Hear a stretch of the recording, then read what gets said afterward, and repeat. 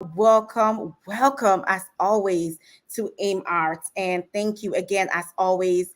You could be doing anything else with your time, but no, you choose to be here with us here at AIM Art, the Anti-Racism in Medicine Action Roundtable. And for that, we cannot be more grateful. We cannot say thank you enough. And we're just, really, really glad that you choose to spend your time with us each and every week on Saturdays, 1 p.m. Eastern Standard Time. Again, you could be doing anything else, but you choose to be with us. So we are hoping that you are joining us in wellness of spirits, in wellness of hearts, in wellness of soul, in a state of joy despite all the craziness that's going on in the world. That you are somehow finding time to be in community with your higher power, whatever your belief is, that you are finding time to be in community with your people, your village, your tribe, that you are finding time to be in community with yourself, and that you are connecting and you are, in this work, which is a work that is a marathon, okay, and not a sprint, that you are finding that time. And if not, you are making and creating that time. As always, I am your host, Dr. Ijeoma Nodim Opara, pronounced she, her, and all. And I am calling in from the original unceded lands of the Anishinaabe, that is the Three Fires people, Ojibwe, Odawa, and Botawa Tomi, in the territory of Waawaiatanong or Detroit, 313. And as always, I recognize and honor my Igbo, African, and African diaspora ancestors, descendants, communities in this very moment. Just as background for those who are new to this space, I am a physician, scholar, scientist, artist, activist, coach, consultant, speaker, mama, and wifey. And my personal, professional, and business mission in life is to dismantle the delusional systems of white supremacism by eliminating anti-Black racism from medicine, healthcare, and public health, while centering and celebrating Black brilliance, Black joy, and Black abundance. Amen. As always, thank you for being here. We are a transdisciplinary space. That means we're more than interprofessional or interdiscipline. And what that means to be transdisciplinary, because I say this every week and realize that folks may not really know what that means. And that is to go beyond just being interprofessional. There's a stage that is multi-professional, multidisciplinary, right? Which is just different disciplines and different professions working with each other. But then beyond that is interdisciplinary, where each of those professions are somehow informing and influencing each other. It's more than just kind of working in parallel, but it's also working together, right? And influencing each other. And then a transdisciplinary level is where those different disciplines and those different professions, beyond just working together and influencing each other, are being transformed by each other in a core fundamental way. Medicine is no longer practiced the same as it is because of the intimate relationship it has with nursing, because of the intimate relationship it has with social work, with pharmacy, with the law, with bus driving. Hello, all professions, right? Bus drivers aren't driving the bus the same way because of its intimate relationship with medicine and with social work and pharmacy and so on and so forth. So being transdisciplinary allows us to be more than a space here on AIM Arts at the Anti-Racism in Medicine Action Roundtable, to not just be groups of different professions working together, coming together around the sole purpose of dismantling the systems of anti blackness and white supremacy in healthcare, public health, and medicine, right? But allows us to inform, influence, and be transformed by that working together. So I just wanted to take a minute on today and break that down, because I use that term often, and I recognize that we are always at different levels of learning and proficiency and competency when we come together, and level setting is an important equity practice when we host our various spaces. And so not only are we transdisciplinary as a community, but we are always unapologetically Black and pro-Black and liberatory, as well as Pan-African Afrocentric, and Afro-optimist, which means we celebrate and center Black magic, brilliance, excellence, truth, joy, strength, assets, abundance, possibility, creativity, and future dreaming. We are always committed to developing the innovative knowledge, skills, and attitudes so that we, as members of this community, can inform the transformative actions towards eliminating anti-Blackness in medicine, healthcare, and public health. Okay. And so every week for the new folks, we meet here on Twitter as well as on YouTube. Hi, YouTube. And we're out here on YouTube Live, and we're also on Twitter Live. So if you want to see our beautiful faces, right now it's just my Yash. But oftentimes we have different folks, and maybe Sister Drew might come on in a little bit. But yeah, we meet here and we celebrate the work that we all do. I always like to lift up our partners, and just really quickly shouting out Brother Sinclair Skinner of ILoveBlackPeople.com and Howard University on Sirius FM. We also want to shout out Sister Lana James of Ready for Black Lives and Q Search, the Canada-US Coalition to End Race Correction in Healthcare, of which I'm a proud co-chair along with my sister Lana, and also Ready for Black Lives. I want to shout out Hood Medicine Initiative and the Black Mental Health Alliance as well, with Sister Nisi Hudson and Brother Benny, respectively. So, a couple of housekeeping. We are a Jumbotron Action Roundtable, honey. We keep this Jumbotron lit and litty, and we are a community that shares resources. So, I'm going to start in a few while our special honored guests on today are speaking. And I'm going to start populating the Jumbotron with important links that are connected to the conversation we're going to have, the very important conversation we're going to have today. So definitely stay attuned to that. And YouTube, I haven't forgotten you. Bear with your sister. Multitasking is how will I say, is a suggestion, is not a gift of mine, honey. And so we are working towards through our collaboration, bringing together the resources that allow us to have a co-producer to help your sister, your community, honey, post these things so that we can be snap. But I will be posting links for you all as well on YouTube. So I haven't forgotten y'all. I'm looking at you. I'm seeing you. I'm celebrating you. Okay, so those will be happening on the Jumbotron for my Twitter people, for my YouTube people. They'll be going on in your comments. I want to invite y'all. This is an engaging roundtable. We do take the first hour or so around our special co-host to have the conversation, but then we open it up to the village, to the tribe, to the community, to bring in your own knowledge, gifts, and talents and experiences and badassness, so that we can again co-create the power that we nurture here at the AMR community. Okay, so definitely do that. And also, very important call to action is a sign-in sheet. We are beginning to really strengthen the community, and so we need to know who's doing what where, so we can be together and we understand that we are not alone and we're not crazy, honey. That we know what we know. We're talking about the right things. We are strong and powerful and great, and we need to be reminded about that, and that we're not alone. So it's so important to cultivate that spirit. So we are having the sign up, okay, and I'll be posting that link as well. Go ahead and amplify this space. Tweet out the gems and resources and awesomeness that you're going to gain from today's conversation. Do that, all right, and hashtag AMART so that we can get to trending like we can every week, honey. And invite your friends, your frenemies, your haters, your lovers, your exes, your mother-in-laws and daddy-in-laws, and your sugar daddies and sugar mamas, okay, and your baby Qs. Bring them all up into the space, honey, so that we can be together and learn. And finally, we love to publicize, honey. We like to celebrate the work of our community members. If you have some event, some activity, some publication, something that you're doing, okay, sweetie, and you want us to go ahead and pump it up, we want to celebrate you. We do.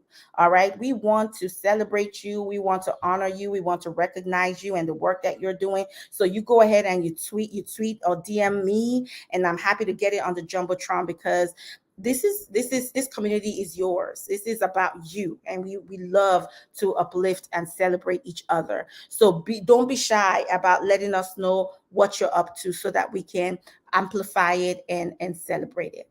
So now that we've gotten that out of the way, what are we here for on today? What is today about? What is today about? Well, listen here. Many of y'all may have heard, okay, if you didn't hear, you will have heard that the Joint Commission The one and only Joint Commission, honey, the one and only Joint Commission, all right, released some requirements in June of this year to help healthcare um, organizations to reduce health disparities. It only took them 400,000 billion years, but eventually, on June of this year, honey, they went ahead and released these requirements. Now, you all should have received them in the tweets that I sent out. I'm about to link to the Jumbotron in a hot second.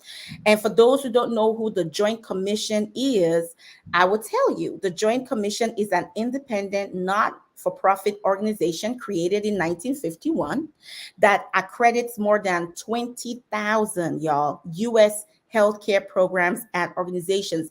This is not chopped liver. They are not chopped liver.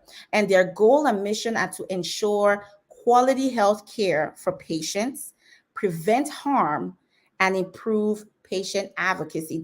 That's essentially what they do, right? Three things: quality health care for patients, prevent harm, and improve patient advocacy. And in 2020, of the two, is when they finally decided to address in a specific, explicit way the biggest harm to patients and communities in terms of naming healthcare disparities, which is an outcome, not a cause, and we'll talk about that. However, naming what is the largest single defining, shall we say, criteria or marker for why the US is way behind among her peers in terms of income level, other countries in a similar income level, and many who are not in the same GDP income level as the US, still way behind, number 30s and 40s and 20s in key life and health markers, right? Which is the disparities and the inequities in health and health outcomes in 2022. So that's where we come with these new requirements. And we're going to go through them. It's just six, really. It's really simple and easy. And we're going to ask ourselves some important questions. Why these requirements? Why now? And does it go far enough? Is it enough? Is it appropriate? Does it hit the nail on the head? What is the importance of this? How does it, at the end of the day, impact our patients, our communities, and healthcare workers and healthcare professionals and healthcare institutions? And these are critical questions because as we unpack, we name, and we work to dismantle and eliminate systems of white supremacy and white supremacism and anti-Blackness in healthcare, the roles that institutions such as the Joint Commission plays cannot be underestimated or overestimated. It plays all the roles. And so to help us to get into it are two of my most powerful sisters and the third very important co-host, which is you, the audience. And I can't wait to get into this conversation and to learn as well as to unlearn. Remember, what we do here a lot of times is unlearning as well as learning. And so it's my pleasure, my honor, and privilege to welcome the one and only Sister Dr. Reverend Michelle Drew into the house, owner and co-founder of Ubuntu Black Family Health Center, just doing the good work of righteousness and justice, honey, on all the streets, Main Street, Capitol Street, Congress Street, White House Street, as well as the Hood Street, honey. She is everywhere making sure that Black babies are born healthy, that Black families are healthy, and that if there are folks that don't want to have families right now, that they are supported in that choice and that they are able to experience that choice safely and affirmatively and powerfully. So I just am in awe of this sister as I learn at her feet. She also wears another hat in the Joint Commission. for the maternal health committees and sites. She'll talk to us more about that. So she's a unique voice, a very special, well-equipped voice to engage in this critical analysis on today as far as the Joint Commission is concerned. So it is my honor and privilege to welcome you, Sister Dr. Reverend Michelle Drew, to this space. Go ahead and tell the people, add more to your to the portfolio that honestly we need to hire a whole 18-story truck wheeler to carry all your accomplishments, honey. All right. I didn't even start to scratch the surface. So go ahead and teach us some more about what you do, my sis, especially as it relates to the Joint Commission. And we're just gonna stop there, just in terms of your background, so folks can learn to know you, and then we'll move to Sister Lana to introduce her. Sis Michelle, the mic is yours. Thank you all. Peace and greetings this wonderful Saturday, whether it be afternoon, evening, or morning, wherever you are. I'm so glad to be in this space with you. My name is, in fact, Michelle Drew. I am a certified nurse midwife, family nurse practitioner, professional troublemaker. I'm the daughter of Mabel, the granddaughter of Viola and Helen, and the great-granddaughter of Nanny, Anime, Stella, and Mabel. I give honor to my ancestors because we do not exist in a vacuum, nor can we exist without understanding culture and the way we learn our culture, from who we believe we are to who we believe is in control of this universe. We learn from our ancestors. I am currently sitting in my office at Ubuntu Black Family Wellness in Wilmington, Delaware, on the unceded lands of the Lenape people, in the beautiful city of Wilmington, Delaware, which is 60% Black, 75% Black and brown. Yes, we are one of the Blackest cities in the United States outside of Detroit.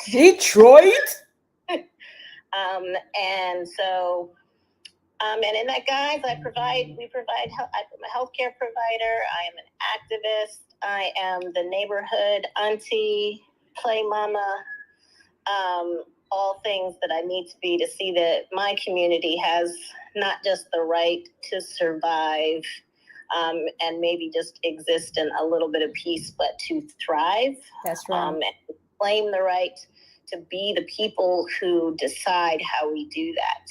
That's right. Yeah, and so in that, guys, I take many hats. I'm unapologetic and spending most of my time surrounded by my community of the African diaspora, mostly African American, but we have a lovely, beautiful, large Afro-Latina community here, and a lovely community of people from West Africa.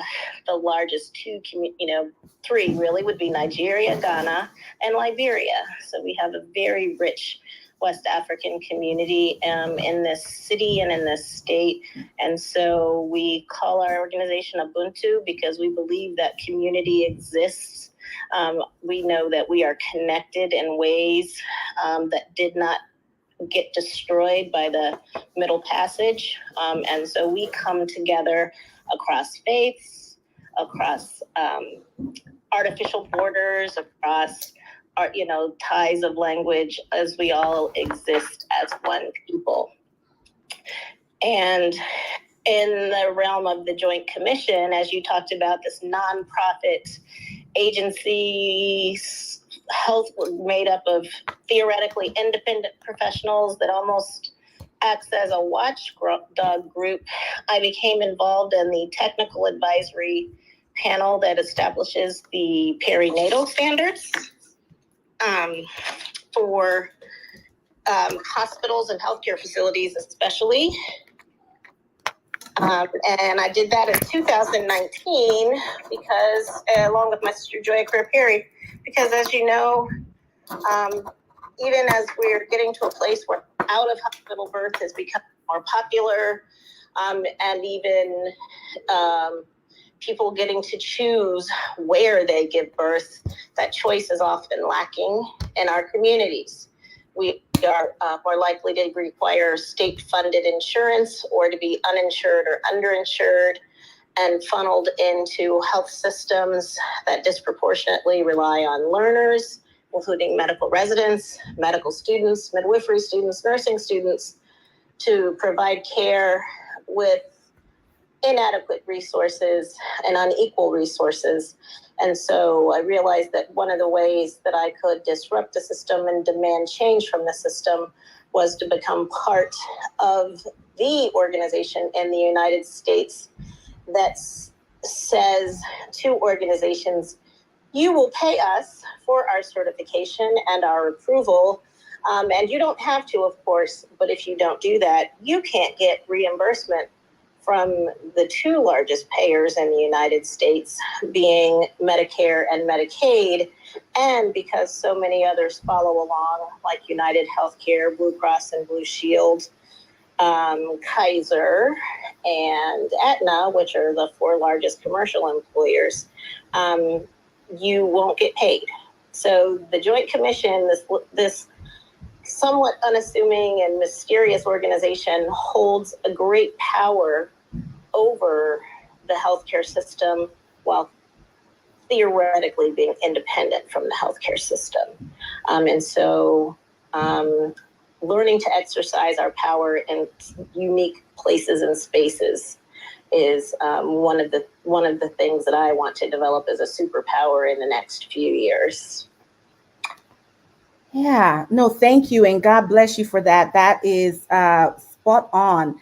And we're going to be revisiting this idea of power because there is something about the way this document was written that, and there's something about white supremacism that when it comes time to dismantling it, when it comes time to doing the actual work, the what it actually takes to move from performativeness and performative action and from policy statements and putting things on websites to actually doing work that white folks and people in power suddenly forget the power that they have. And so when you talk about power, this is one of the things I think that we need to sort of talk about explicitly and unpack in terms of the ways in which this document was written in certain areas, almost as if, you know, what we used to call JACO, and we still call JACO, we still call them, you know, JACO. They rebranded a few years ago, and JACO, I'll tell you in a minute what it actually originally stood for, but they rebranded to the Joint Commission to make it shorter. And there is a way in which it's almost as if, wait a minute, aren't you the Joint Commission that makes us do A, B, C, D, or E things?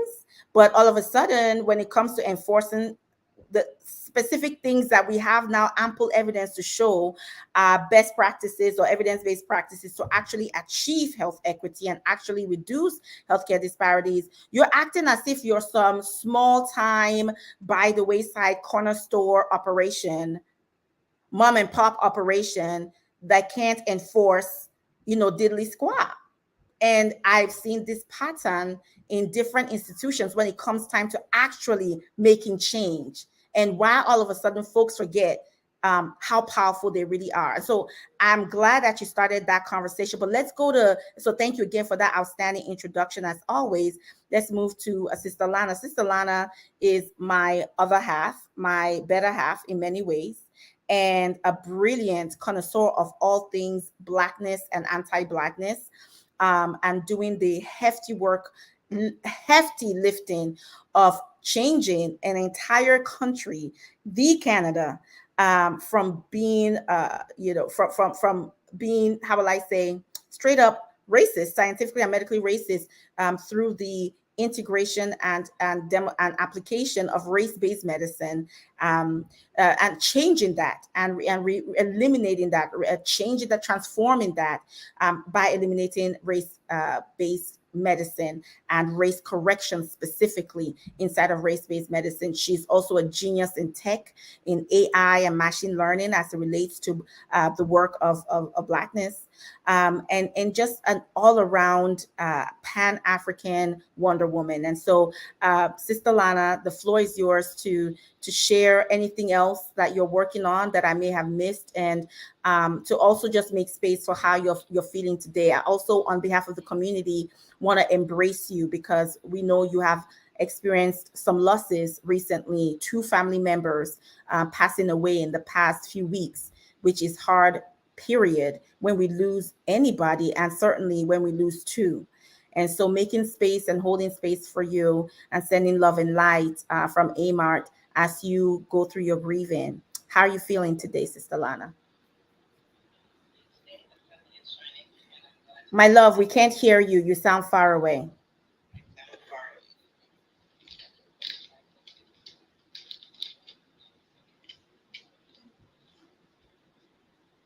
Okay, are you there? No, still can't hear you. You're far away.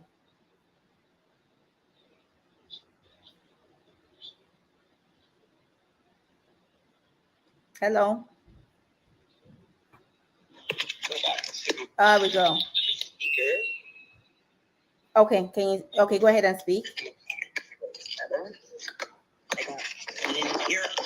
Audio option. Clearly, it's not the best one. Can you guys hear me? We can hear you, and also some what do you call that? Electronic sounds there. Feedback. Okay, how is this? Oh, is much this any better? Yes, yes, ma'am. Go ahead. Okay, so the fancy earphones are and mic are no more. Okay, this is just speaker. So I'm feeling okay. The sun is shining today. It's a beautiful day here in Toronto, and I am looking forward to this conversation. I read over this document, and it's an interesting document. So I'm looking forward to discussing it. In terms of my relations, I want to say thank you very much for acknowledging them, as well as another person who has passed his friend through our community circles. So we're at 3 now, and it's that kind of time, right? I think a lot of souls have other work to do in other places. That's how I'm trying to think about it, so that it doesn't sting too much. But that is life, right? We arrive every day, and people depart every day. And as much as we know that, it still doesn't leave us so easily. And with regards to folks who haven't been on before, I'm in Toronto, Canada. So Canada is and the US share the longest undefended border, so they say, in the world. And that's from coast to coast, from east to west. We are north of the United States, and I'm in the province of Ontario. Ontario's sister state is actually 2 things. We have a twin city with Chicago, but when you look at all of the conferences for police and municipality, it's New York, because we are the financial center of Canada in terms of the Bay Street is the Wall Street of Canada.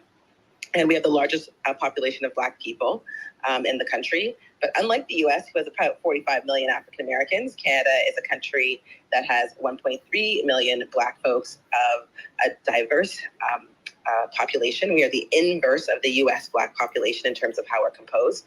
And Canada only has about 36 million people. So we're 10 times population-wise smaller, but we've got a pretty large landmass of natural resources and the largest store of fresh, clean, accessible water in the world. So those are some things. And I am on the treaty territories of the Mississauga, of the Credit First Nation, and the ancestral and traditional lands of the Anishinaabe, Haudenosaunee, Ojibwe, Huron-Wendat nations. And I'm pleased to be able to be here and to honor these lands and the work of my ancestors in diaspora, both on the mainland and off, and our journeys into the America and these relationships that we formed with the peoples here and the settlers that have since come. And with regard to the work that I do, you're right, I'm in artificial intelligence, machine learning, natural language processing, health systems transformation foundationally, because like my sister Ijoma and Dr. Drew, I am here to make sure that scientific racism in all its expressions are eradicated from clinical practice to research, to education, and to the most important people on the planet, the everyday me, you, and everybody else who's walking around minding our own business, trying to have a decent living without, trashing the planet, disrespecting each other, and finding a way to do this in the way we used to, and the way we know how to, before we let ourselves get confused by this massive thing called colonization and capitalism, which have not always been. Right? And despite the fact that they want to preach a gospel of nihilism, self-consumption, we know that there have been many ways that we have lived on this planet for many, many generations, and they don't evolve being locusts like a plague on the land. It doesn't involve destroying one another. It does not involve pimping each other. It does not require or revolve around money as the almighty priest and thing that guides our life. So just that's part of my work, and I'm looking forward to doing that as we talk about this document. And I will be sharing my perspective, looking at it as a person from Canada. I'm born here. I have been here. I've seen the changes in our own health system, and I'll also be reflecting on some of the pieces where I think maybe there should be some reconsideration and things that I would not want to see transferred to other geographies. Because as we know, the US's imperialism is not limited to the production of war or its movement of capitalism. It also includes exporting these kinds of different kinds of austerity measures dressed up as equity. So that's my role today. Right. The different austerity measures dressed up as equity, sort of the repackaging of white supremacism, right? And what but dressed up, wolf in sheep's clothing, in other words, dressed up as.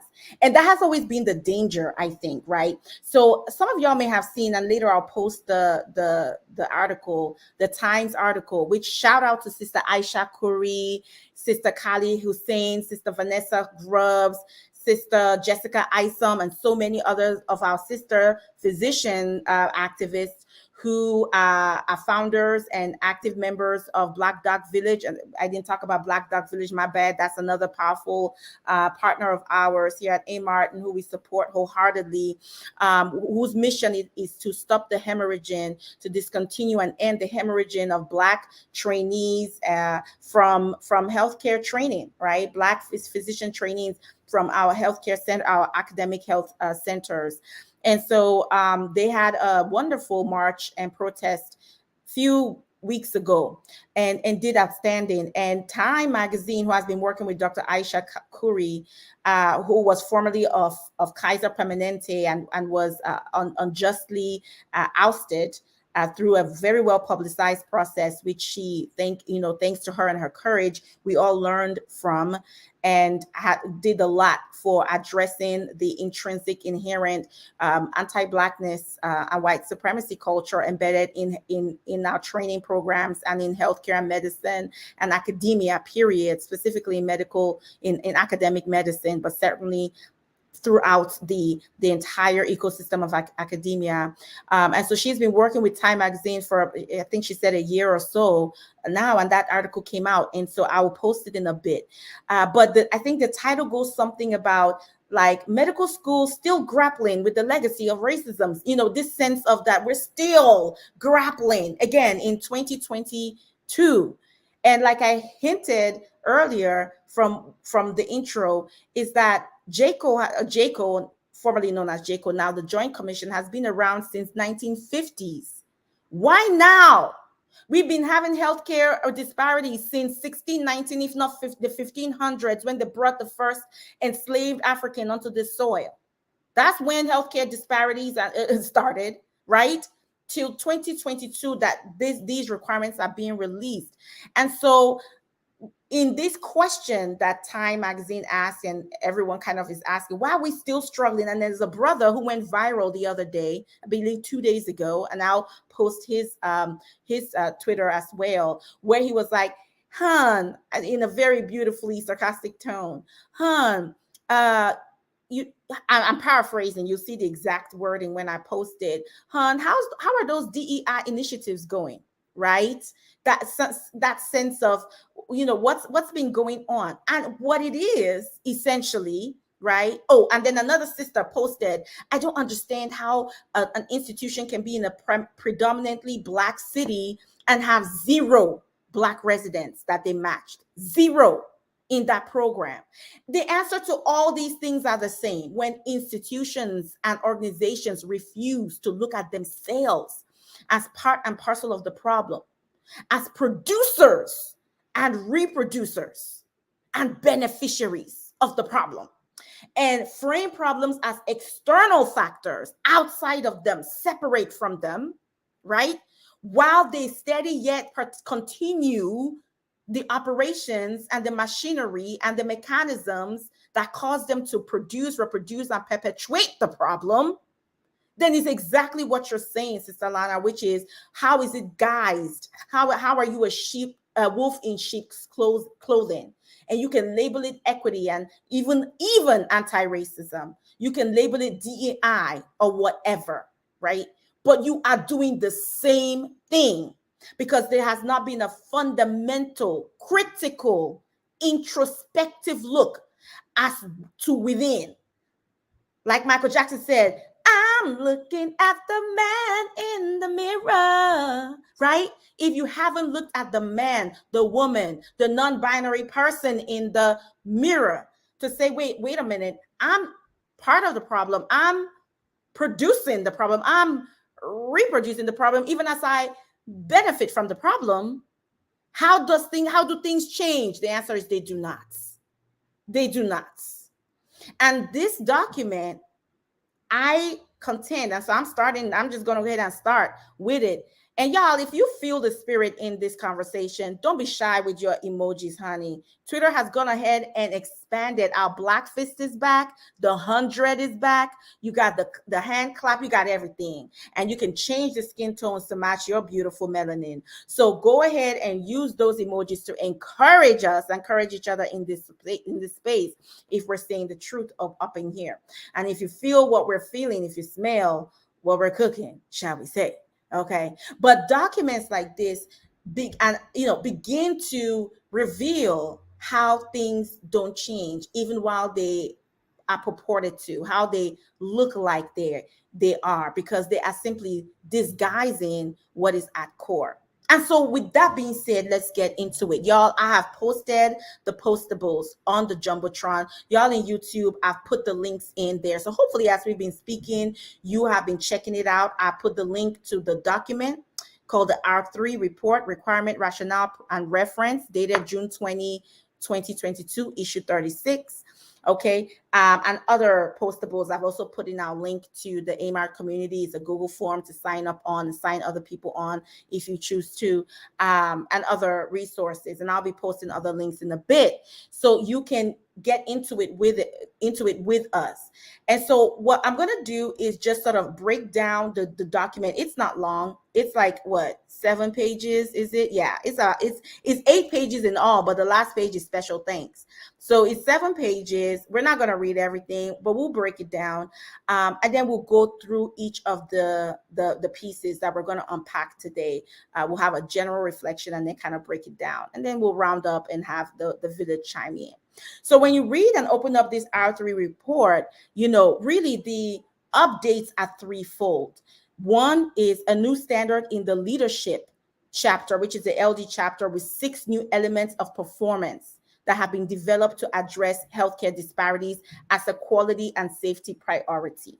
Okay, so there's 6 new elements in the leadership chapter, and those are the elements we're actually going to discuss on today. All right.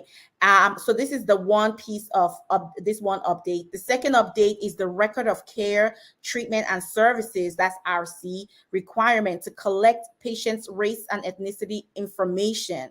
Okay. And that has been revised and will apply to additional Joint Commission accredited programs, mostly ambulatory healthcare, behavioral healthcare, and critical access hospitals. So that's another piece that has been updated and revised. And then the third piece is the rights and responsibilities of the individual. That's called the RI requirement that prohibits discrimination. Will now apply to all Joint Commission accredited ambulatory healthcare. And for ambulatory also means outpatient, so your clinics, etc., organizations, and behavioral health care and human services organizations. So those are the 3 buckets in which the updates occur in. So one is the leadership chapter update. Secondly is the record of care, treatment, and services requirement to collect patient race and ethnicity data that has been revised and will apply to additional programs.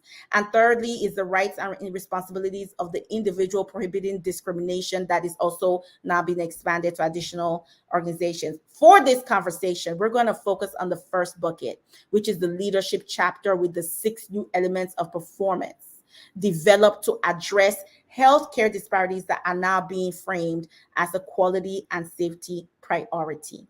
Okay, so that's what we're going to address on today, but please get into it, get into the report at your leisure. So I'm going to list these 6 elements and then we'll open up for conversation. So element number 1, element number 1, element number 1 is as follows.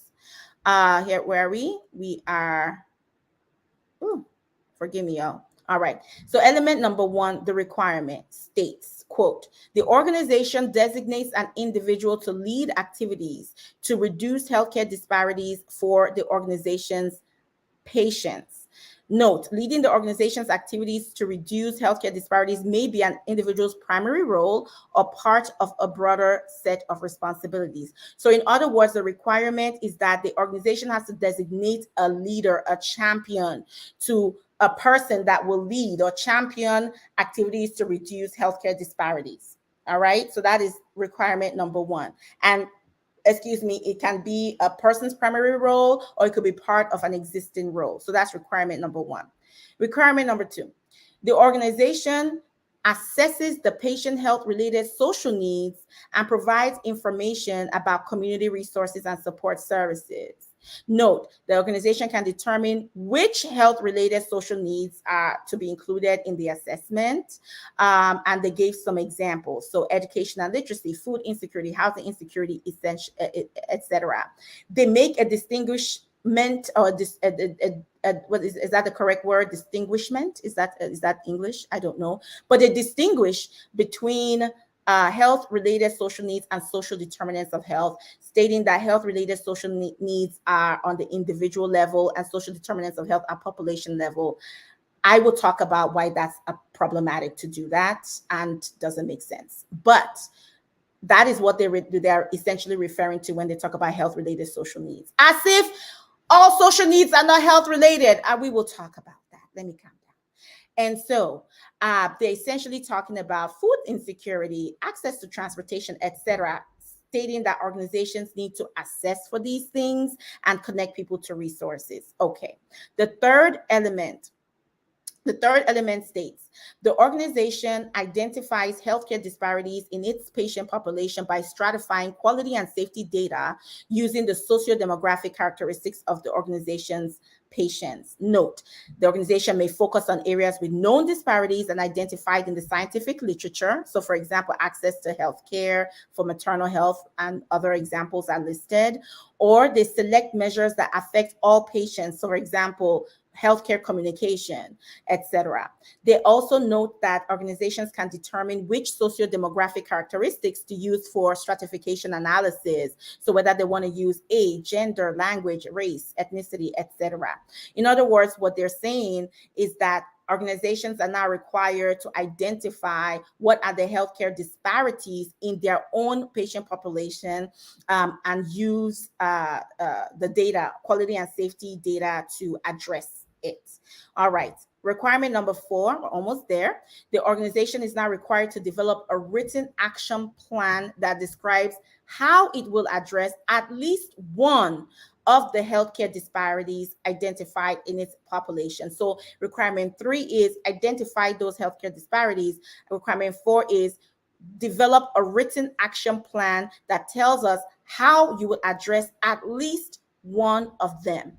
Requirement number 5 then states the organization acts when it does not achieve or sustain the goals in its action plan to reduce healthcare disparities. In other words, well, if we don't achieve this goal and this strategy and this strategic plan that we've laid out for these disparities that we identified in our patient population, we commit to act. We will do something about it. That's requirement number 5.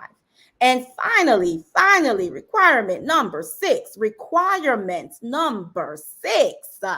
states at least annually, the organization informs key stakeholders, including leaders, licensed practitioners, and staff about its progress to reduce identified healthcare disparities. Again, at least once a year, the organization is required to inform their key stakeholders, examples are leaders and licensed practitioners and their staff, about what is their progress in addressing these healthcare disparities that they have identified.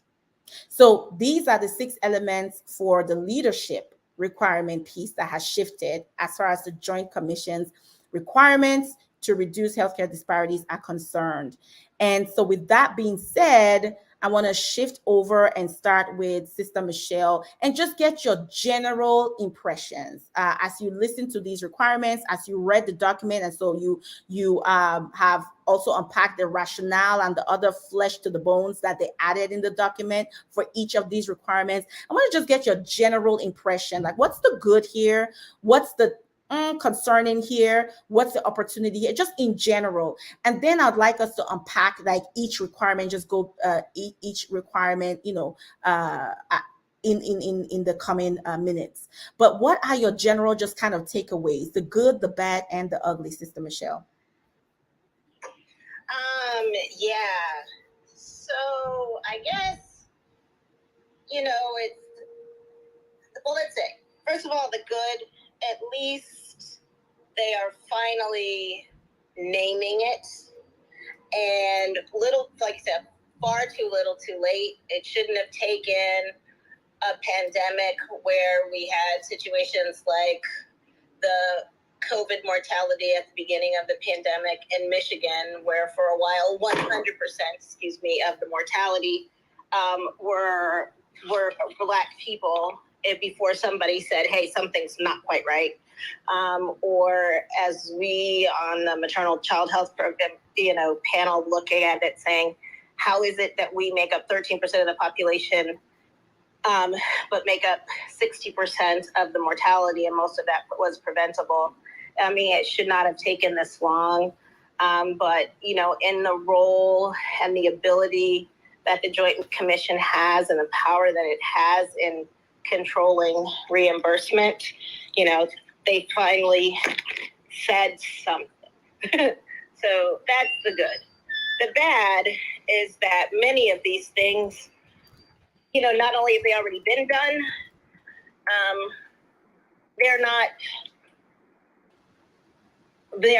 they're somewhat passe, and we already know they're not enough. We're talking about leadership, and I apologize because the local motorcycle club is coming by. Name a leader. We all know that just about every organization, especially every healthcare organization, has that one Black doctor who's also named the chief diversity officer. Right. Who's in his free time, because he's still, maybe he's given 10% admin time, which represents 4 hours a week when he really works 80 hours a week. Right. And, great. So you are now the institution's official token Negro. Congratulations.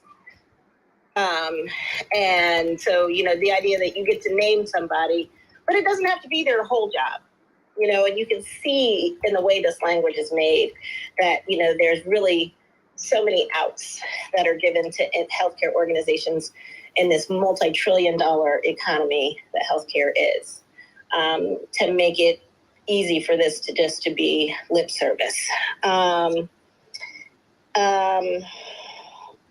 So that's kind of my, why it lacks. And, just looking at the language, of all the health disparities that you have to deal with, all the structural and social determinants of health, you can just choose one. Just pick one. So what does that mean? I am in a city where, literally 100% of the preventable, truly maternal mortality, not, pregnancy associated, not just, okay, somebody got hit by a car while they happen to be pregnant. That's what we call pregnancy, associated, but actually pregnancy related. This person would still be alive, but for the fact that this happened while they were pregnant. 100% of those women in my area, and I'm on the Maternal Mortality Review Committee, were Black. Okay, in this county, where one institution provides 99% of the NICU care of the Black babies born in the state, and where 99% of Black people who are birthing come to birth, and because of the low number of Medicaid providers, the one institution where all of those births occur also is where most of those Black women are getting their care. But we still fall woefully below. At one point, we were as low as 48th in infant mortality and neonatal mortality. And I was embarrassed by that here in the Northeast, because I'm like, I can always rely on Georgia, Mississippi, and Alabama. Mm-hmm. If you ask me who's got the work, I can always say, you can always throw those names out. And I could think of Texas. I could think of any of the Carolinas. I can think of lots of places where there's much less access, mm-hmm. where there are much fewer resources in the United States, where Black babies should have a much higher mortality before their first birthday than they are in Wilmington, Delaware, USA. But, you're going to say that this institution, this one institution, which really is a mega institution, not only in a county, but in the whole state. I mean, 60% of the births that happen in the entire state happen in one hospital. Mm. And 99% of the births in one county happen in one hospital. And it's also the stroke center, the heart attack center, the cancer center with ties to the NIH and the National Cancer Institute. If you have a heart attack, you're coming here. If you're having a stroke, you're coming here. If you have cancer, you're getting your care at that one agency. And guess what? In every one of those major outcomes that we're talking about, whether it's heart disease, whether it's cancer, rates, or, cancer cure rates and cancer mortality, every single major marker that if you asked the Kaiser Family Foundation or the United Healthcare Foundation, or pick one who evaluates health outcomes to look at in the United States, there are absolute disparities. But you're giving this institution the opportunity to say, oh, just pick one. Pick one of those things and say how you're going to improve it. That's woefully inadequate. And, a true slap in the face to a community that also, by the way, this institution is an academic medical center that's collecting $250,000 per year in money for the Center from Medicare and Medicaid Services for each one of these trainees, to the tune of 1,000 trainees who come for anywhere from 3 to 6 years to train as physicians, while they're billing for your care to the same institution. So they're really getting paid twice for residence labor, as well as what they're getting paid for faculty labor. So this institution does not exist, but for the fact that there's a large population of poor Black and brown people that have to access this health system because they have nowhere else to go in a country where we are uninsured and underinsured, and where people who are able-bodied and childless don't qualify for Medicaid a lot of the times. But you're saying that despite the fact that we have statistical proof that they're contributing to our deaths from the inadequate care they're giving us, well, do what you can. Just try. And that seems, the Joint Commission really failed in that respect, and the ability they had to make people go further and to be objective, right? Because that's what the Joint Commission, that's what that awful survey is all about. Those of us who've been through those surveys, or who, for someone like me who sits on a panel, everything that we wanted to talk about, even on the one, and someday we'll talk about the maternal health standards and the changes that were coming, when we were trying to get points in about healthcare disparities and making it truly anti-racist, we were always told, but yes, how do you make that measurable? And how do you make it surveyable? Which means whatever I want them to do, we have to make up a question. It has to be a way that some person can walk in and ask a nurse, ask a person a question to get that done. Sister, you just I can't. Oh Lord, where does one even begin to start to begin? From let me start backwards. Because I know Sister Lana's gonna get all up into that ass, but from that sense of, again, I want to bring this back to a principle, which is this: when you don't see, when you don't face the truth, and the truth being primarily about you yourself and how you, as an organization, as an institution, as part of a larger structure and infrastructure, as part of the system that is the problem, and a producer and reproducer, as well as being a beneficiary of the problem. This is the bullshit you get. This is what you get, right? These are the questions, the wrong questions start getting asked. So, once you start asking, garbage in, garbage out. So you start asking the wrong questions, you get the wrong answers, and the problem is still there, festering. And so when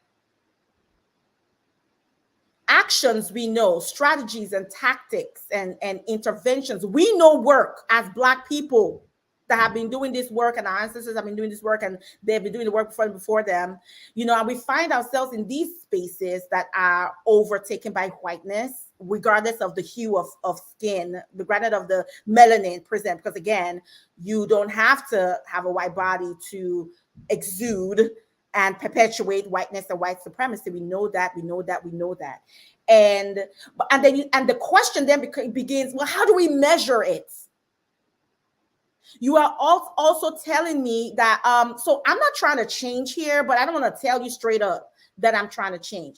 You are not being anti-racist, you're being not a racist, and therefore you are being racist, because we're clear that we have, in a racist society, in a white supremacist society, there is no I'm not a racist. You are racist or you're anti-racist, and the default is racism and white supremacism, and you're not straight up in your ideas and your policies and your practices and your work being intentionally anti-racist. You're not putting forward the programs, the protocols, the processes, asking the questions, creating the answers and solutioning that is intentionally and explicitly anti-racist. You are therefore upholding the status quo. You are upholding the default system and structure and infrastructure, which is inherently and intrinsically racist. And so, no, this document is not anti-racist.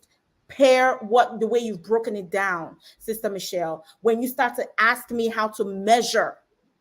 And usually that question is not asked with the spirit of, yeah, let's go ahead and create the solution. It's usually just asked in the spirit of, there's an implicit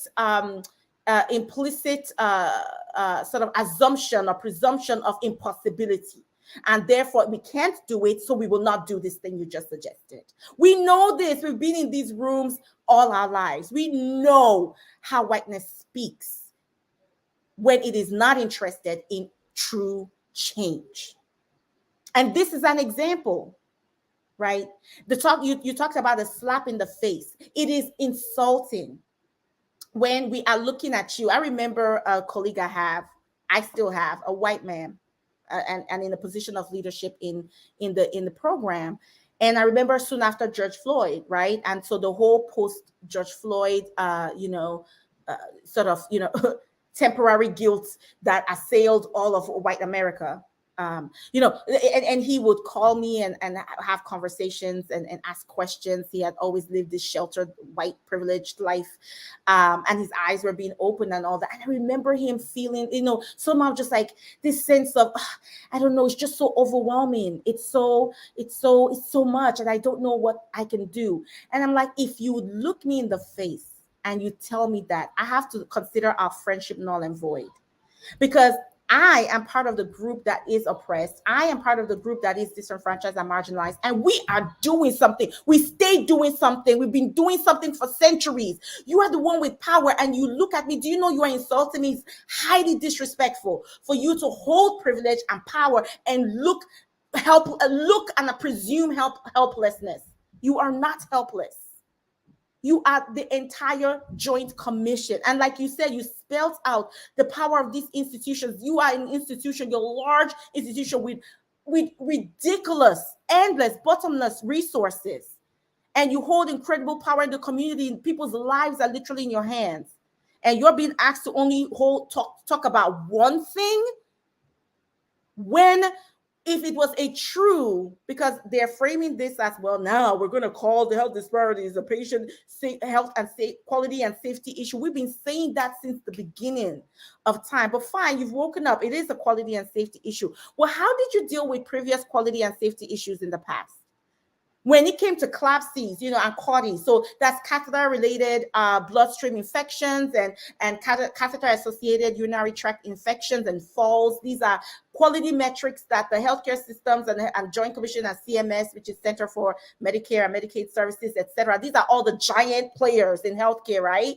When they put criteria together to say, yo, we are not reimbursing you money if we see that you have more than 5% of falls that are preventable, that you see you have more than 10% of catheter-related bloodstream infections that are preventable. We see you have more than 20%. I'm making up these numbers, by the way, but I'm saying they put a cap and say you cannot have more. In fact, there are events called never events. If you have more than 0% of these events, you are not getting reimbursed. We are not accrediting you, which basically shuts the institution down. You came in with the fire of the Most High, honey, when it became those things. Now, with disparities, you're over here suggesting just pick one, maybe, and try to explain it. And if you don't reach it, well, it's hard. And really? Since when? It is a slap in the face, because you can do more and you have done more for less. But for something that the government has called an emergency, systemic racism, the root cause of these health disparities, by the way, not mentioned. Racism is not mentioned anywhere in this document as a root cause. In fact, health-related social needs are called a cause. They are not a cause. They are a symptom. They are a risk factor for poor health outcomes. They're not a cause. The cause is white supremacy and anti-Black racism. And when you don't name these things, well, then how do you identify them and fix them? You don't, because you're really not interested in, isn't it? So I just appreciate everything that you said, because that was where my spirit was sitting, the lack of accountability. There is zero accountability in this document. You named that. And so I mean, we just don't know where to start. And I love that. And we're going to talk about this more in the future, just in the ways, the very so sneaky ways that institutions evade accountability when they have the power to do otherwise. Sister Lana, what is hitting you? What hit your spirit when you reviewed the document, when you listen to those 6 elements, requirements that have been made for the leadership component of this document?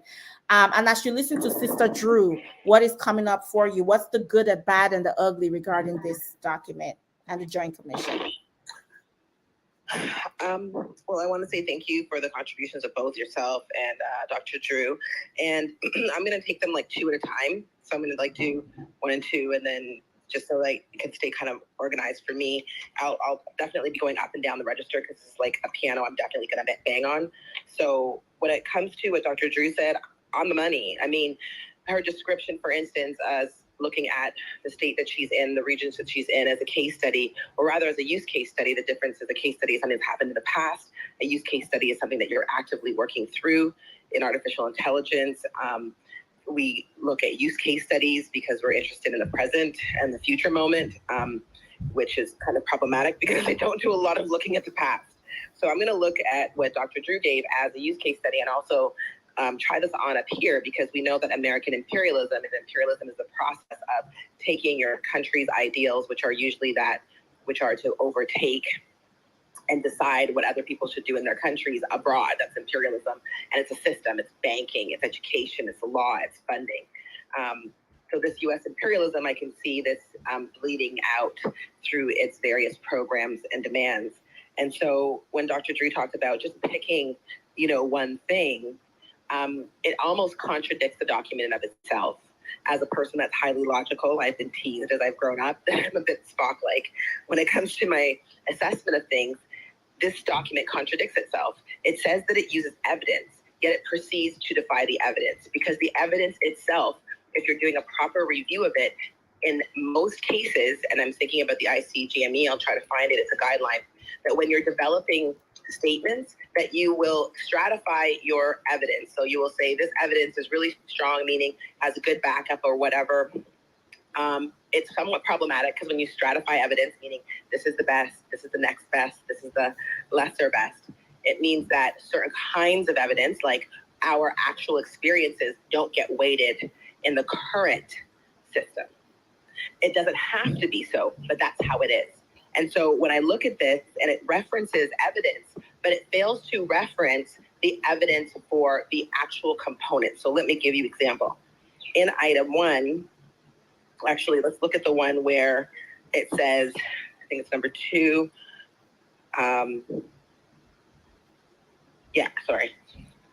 It says that number 3, my apologies. Number 3 says the organization identifies healthcare disparities in its population by stratifying the quality and safety of data using sociodemographics. Well, this is an organization that accredits, as Dr. Drew said, some 20,000 organizations.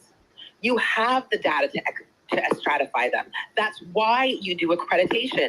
You identify whether the organization being accredited has met the standards and to what percentile based on a system. So in fact, the Joint Commission was responsible for going through its accreditation data over the last 5-10 years, I would say 25, because the spiral has been downward because of increased austerity. And I want to define austerity. Austerity means the government, its players, its taxpayers have money, but they keep telling you that they don't. But they have money for war. They have more money for tax breaks. They have money for all the things that please those who are the elites, but they don't have money for housing. They don't have money for the things that make it possible for the 99% to have a decent life that's environmentally sound and socially sustainable. So austerity is the removal of the state's resources and says, figure it out yourselves, right? This bootstrap bullshit, as if white people didn't get all that they have from the movement and extraction of labor without choice. So when I say austerity, I mean the state steps back and says, figure it out yourself. And so in this example, it says, the organization identifies healthcare disparities in its patient population by stratifying quality and safety data using the sociodemographic characteristics of the organization's patients, and it also means individuals. This is deeply, so as I said, they should have stratified this data. They should have stratified it and then gone out and done case consent-based research, which means not just taking everybody's race and dumping it into a table and saying, look, here's how many X and here's how many Y, as if telling me simply how many Black people, how many people who speak Spanish-based languages, and how many people are disabled. Telling me how many tells me something about what needs to be fixed, rather than an audit process and consent-based research where you actually identify at the direction of the community and the evidence that already exists. And the absence of evidence is in fact evidence in science versus the politics that I see in this document, and stratifying that and saying, okay, for instance, Wilmington, Delaware, we've looked at your reimbursements. We've done an example of going through the scenario. Here are the top 10 things that have been identified for the last 400 years. And here are the top 10 most concurrent conditions.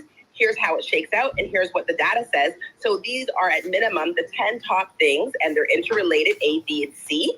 And we've also taken this for what we call member validation, meaning we've taken it to the various communities who are informed, not just brought into a room and shown some BS charts and told to nod, but actually workshopped it with people like Dr. Drew who live in the neighborhood, know what's going on, who know the stories, and say, well, that little thing you wrote there, that's not how that actually shakes down. What it looks like is, and then that is the document that would be attached to requirement number 3. To have written this without that information is to be completely irresponsible, because an accrediting body has that information. Not only does it have it, it has the resources to process the information. Not just to have that, it has the ability, power, and authority to require it to be addressed in a systematic way and to actually say, we're going to run a pilot for the first 3 years and see which is the best reporting mechanisms.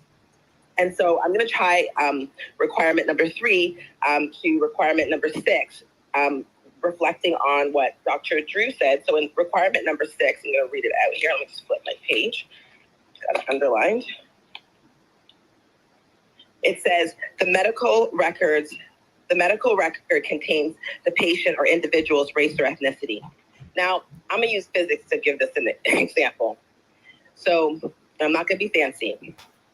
In physics, there is something called force. That's like the thing you use when you walk, right? When you move an object from one place to another, right? And it has a direction. It's going uphill, it's going downhill. This the statement and question is going in the wrong direction. We don't have issues because we are Black. We have issues because there is a system of white supremacy that has decided since the inception of the United States and its legal infrastructure that Black people are non-persons. Then they fought and they became 3/5 persons. Then they fought and they kept fighting. And now they're theoretically supposed to be full persons. But every single social and legal and economic indicator states that this is not a factual experience in the real world. It's a theoretical statement in the Constitution. So identifying one's race and ethnicity has attention, which is force, going in the wrong direction. Because then we say, well, look at how many Black women, to Dr. Drew's, are not having, rather than let's look at how many delivering clinicians have had X number of patients die or experience negative events for negative outcome of birthing person and child. That's a very different thing, because when I know how many negative events that practitioner, that nurse, that shift has had over the course of your accreditation, we're talking 5, 10, 15, 25 years. Now we stop looking at, it's not a problem that Black women have. This is a problem of clinicians who commit murder in broad daylight. And let's be clear, if the majority of white women's children were dying at the hands of Black practitioners, you can guarantee what the outcome would be. People would be on trial for felonies. And we know that. We've seen it. And so the question is, why is it when clinicians have the authority, responsibility, and power to ensure that the people that they serve, also called patients for the purpose of billing,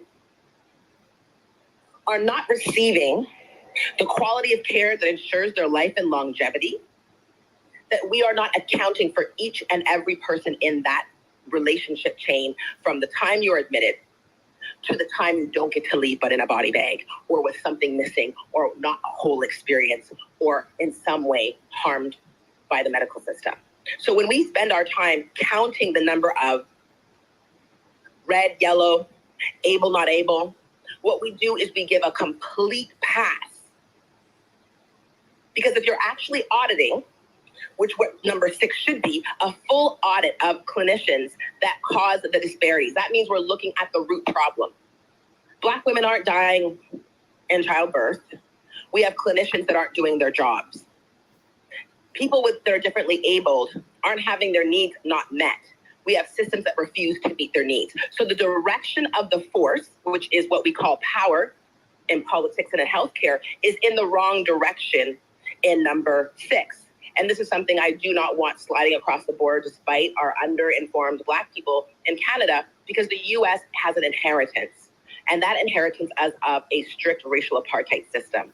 So rather than measure those who are at fault, they want to measure those who are victimized and throw up their hand and say, well, what do you want us to do? Whereas I say in Canada, our racial apartheid system was not built on us having racial markers. Like on my birth certificate, it just says my name. There is no indication of my race. On my social insurance number, which is the equivalent to your social security in many ways, it does not have my race. That means that when I walk into a place to do anything, I actually get to arrive unless they Google me first. I get to present myself and create a relationship and do what I can in that moment to resist the structures of racism that try to compress me into a particular kind of formation of Blackness, femaleness, and whatever else mess means to be less than, equal to whomever. When we have these racial apartheid systems and know that only spaces that are engaged in racial apartheid have these, we end up in a position where we, those who are consistently oppressed, are constantly having to push back and say, it's not me, it's you. But if the questions and the accreditation and the requirements speaks to the you who makes that negative outcome happen, we now have a conversation about, so Nurse Becky, Karen, Scott, and Bob, how is it that on your shifts and in your delivery history and in your attending history, we have a 25% death mother-child incident rate? That's a very different conversation. And guess what? You can be disciplined. You can be held to the college. You can be sued. There's 100 different mechanisms. But when you say 85% of women birthing, are they the ones who caused that? Can they change that circumstance? No, they cannot. Because when we have people like Serena Williams, right down to the girl around the corner, experiencing the same medical violence, it's not us, it's them. Measure that who has the power, authority, and accountability, and stop paying attention. And if we want to know, sis, did you get treated all right? Let that be part of community science. Because let me explain to you something. Algorithmically, this means that every time something happens to a Black person, it's going to show up on your insurance bill. Because what the insurer says is, let me see. Okay, Black people most likely to die, potentially a payout, we'll need to increase the premiums. And we know that.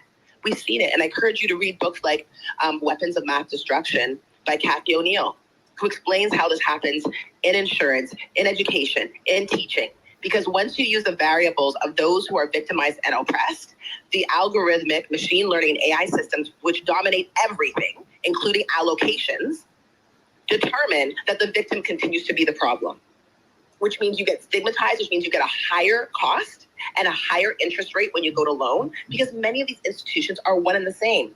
The dude with your insurance is the same institution that actually is paying money on the school boards or private schools, is the same institution that is running the hospital or has an invested interest in that financially. So these are not like back in the 60s and the 50s and the 40s where one person owned this and another rich family owned that. Even here in Ontario, we're in a serious situation where one family literally has bought up almost every grocery chain in the province in the span of a decade and a half. We have a serious issue. And guess what? They moved into healthcare. And we have a public healthcare system. And guess what else? They ended up on the board. So you can only imagine the antitrust issues. So taking the two examples that we got through the use case to Dr. Drew and positioning this through a critical lens in terms of not only what's wrong with it, but what might be done are the examples I gave. And always, where's the power? Where's the authority? Where's the accountability? And which direction is both the question and therefore the answer taking us in? And I would argue that this document, while gesturing, as they call it, virtue signaling, trying to look like good white people when you ain't, is a problem. And I can see them saying, now, ladies and gentlemen, relax. We're only getting started. Well, honey, it's been 400 years. You don't need to be getting started. You need to be getting done, and you need to be making people accountable. And for me, that means knowing who did it, when they did it, on which shift, how often it happens, and do we have their number and name, and have they been brought in? We start nice, but that niceness is only going to last for 6 months. Within a year, there needs some accountability. You need to be getting your docs. You need to be getting brought up to the college. You need to be able to be not reimbursed. We need to take those out of the system who don't want to do what they're supposed to do, which is save and care for all lives equitably, not equally. And this document is ahistorical. African Americans and Indigenous peoples built the United States of America. That cannot be refuted. But nowhere are they prioritized in that order. Nowhere do we understand the interstices of what it means to be either or both of those things in a country that has been committed to a wholesale genocide on both sides. So I'm going to leave it there for more conversation.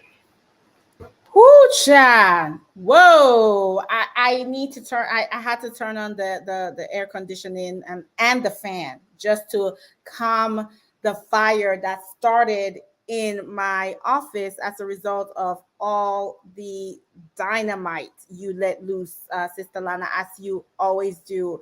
No disappointment there. And you certainly shown the light on core, and that's what we do here at Roundtable, isn't it? Like really addressing what are the core pathology. And a few things that you brought up that was really key, because this is why you then get these type of documents and these, it's just crazy. I sit in rooms and sometimes and I just look around and I'm like, wow, that is why, again, folks like James Baldwin and all our uncles and aunties, in diaspora and through ancestry, that name, that you have to, your first work as a white person in this world, because of where it has become in this world and certainly in the Americas, is to undo and divest from whiteness.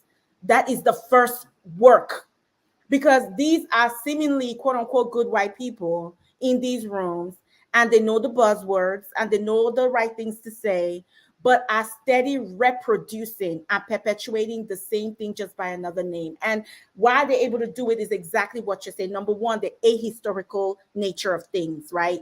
And number two, this idea, this bought and sold idea that this binary idea of like they're bad, those bad white supremacist people over there, that's not us. That's not us. I'm a good person, right? This obsession with quote unquote goodness, that's going to be another talk for another day. But this refusal to understand, going back to what I was saying, that again, you are part of the problem. You are, as an institution, as part of the system and the structure that was laid in place by your ancestors. No, you didn't do it physically, but you perpetuate it and you benefit from it. And when you're in these rooms and you're part of the Joint Commission, the NIH, the CDC, the WHO, the White House, Congress, the Rotary Club, okay, your church, whatever, wherever that you're at, you are a manager at McDonald's, whatever position you occupy in this world, you bring all of that with you in the decisions you make and the policies that you create or you support or you denounce and reject.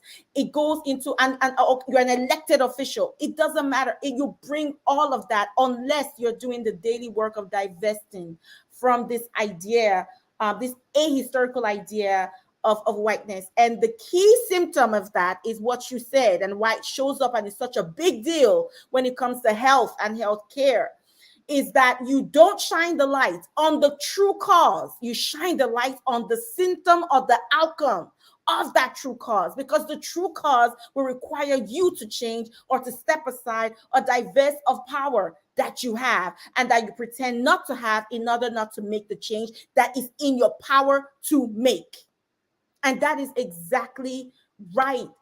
And then you write things like this, and there's a phrase in that document that is, verbatim identifying health related social needs, a misunderstanding that no, the reason a certain group of folks in this country don't have access to quality affordable housing is racism. Why they don't have access to quality affordable healthy food and nutrition is racism. Why they don't have access to quality nurturing spaces for education is racism. For healthcare is racism. For economic opportunity is racism. For safe drinking water, as is going on in Jackson, Mississippi, and has been going on in Flint and Michigan and many parts of the world, is racism. And when you don't name that and take that courageous step, it doesn't even have to be courageous, it should just be like natural, to say, no, we as a Joint Commission, we stand as an anti-racist organization to end finally the scourge of racism producing healthcare disparities amongst our people. Yes, this is what you get. You act as if the problem is the victim, is the people, right? And you never actually solve it, because you don't identify the problem. You shine the light on those that are suffering and seeking to survive and thrive in spite of these violent systems, rather than on the system themselves, because you have believed the lie of whiteness that says that this is a natural state of affairs and can never change. And that is a goddamn lie. It is a goddamn lie. It can change. It will change. And so how do we, many of us in this space are in healthcare, in medicine, in academia, whatever, we, in institutions, begin by the very simple act of rephrasing and reframing our language. Black women are not dying 2 to 3 times more than their white counterpart, which then begs the question, what the hell is wrong with Black women for them to die? But that Black women are being killed 2 to 3 times more than their white counterparts, in many places up to 4 times more, places like Louisiana and many other places, than their white counterparts, despite socioeconomic status. That Black men are dying many, many years before their time. No, that they're being killed many, many, many years before their time because of unchecked whiteness and rampant white supremacy, or delusions of white supremacy written in the systems that are supposed to take care of us, nurture us, and help us to thrive. When we are not clear in our languaging and shining the light, putting the blame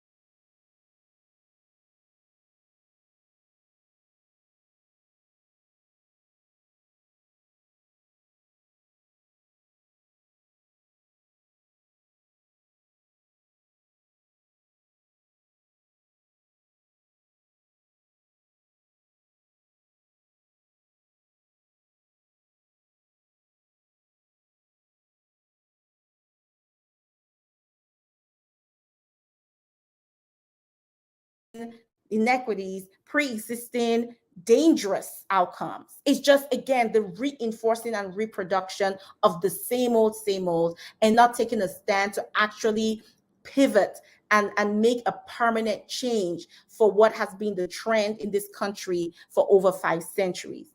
Sister Michelle, is there anything that comes up for you as you listen to Sister Lana?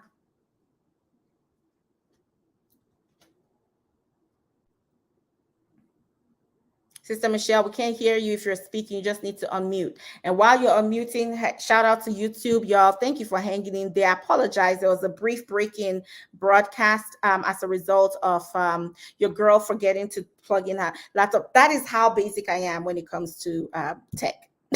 Just plug in your devices, Dr. Opara. So thank you for hanging in there with us, and we keep going. And you didn't really miss much.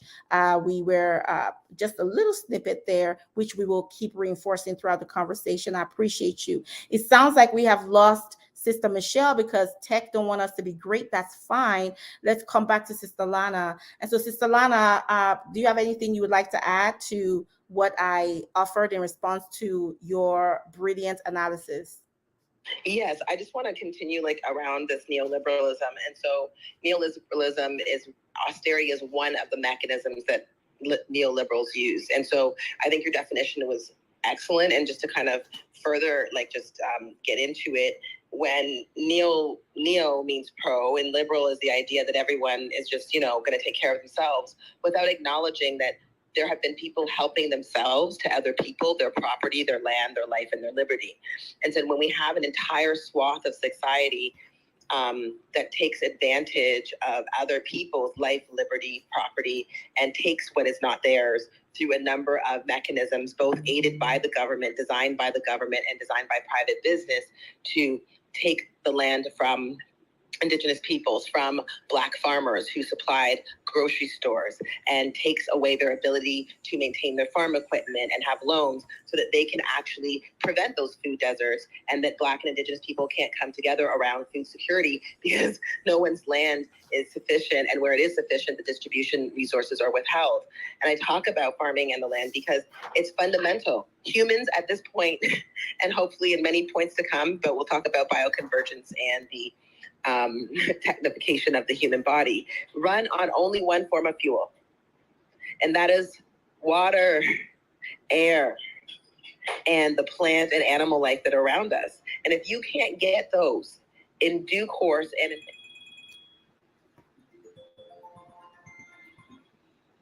conception through to death, you will not have good health. You cannot have good health, which is why our cancer rates are exploding. Because if our food supply is poisoned, that is a collective action. That is an action of the failure. For instance, the United States, they stripped you guys of all of the majority of the regulatory pieces for environmental protection. In Canada, it's been a 20-year development for environmental protections being stripped. And so we have more chemicals and more poisons in everything from our drinking water to the land on which our homes are built. And so cancer is not the result of your individual choice. Even cigarette smoking, if you have adequate nutrition, air, exercise, and low stress, will not produce cancer, especially if it's not tobacco saturated with arsenics and all the other poisons that big tobacco uses, because Indigenous peoples have used it for centuries and they didn't have these cancer rates. And we know that because we know white folks love to dig up people's ancestors and measure and quantify that which is not theirs, and they don't find it. And so we know that when collectively the ecosystem is intact, you're going to hear my nephew in the background, when the ecosystem is intact, people are healthy. And so that's a collective land-based truth that cannot be denied. And so you cannot then have health indicators, requirements, and accreditation bodies who then try to flip literally descriptive nature in order to divest themselves of responsibility. And that's an example of neoliberalism. And Dr. Drew talked about not just choosing one thing, but she also talked about the requirement around number one, which is the designated person.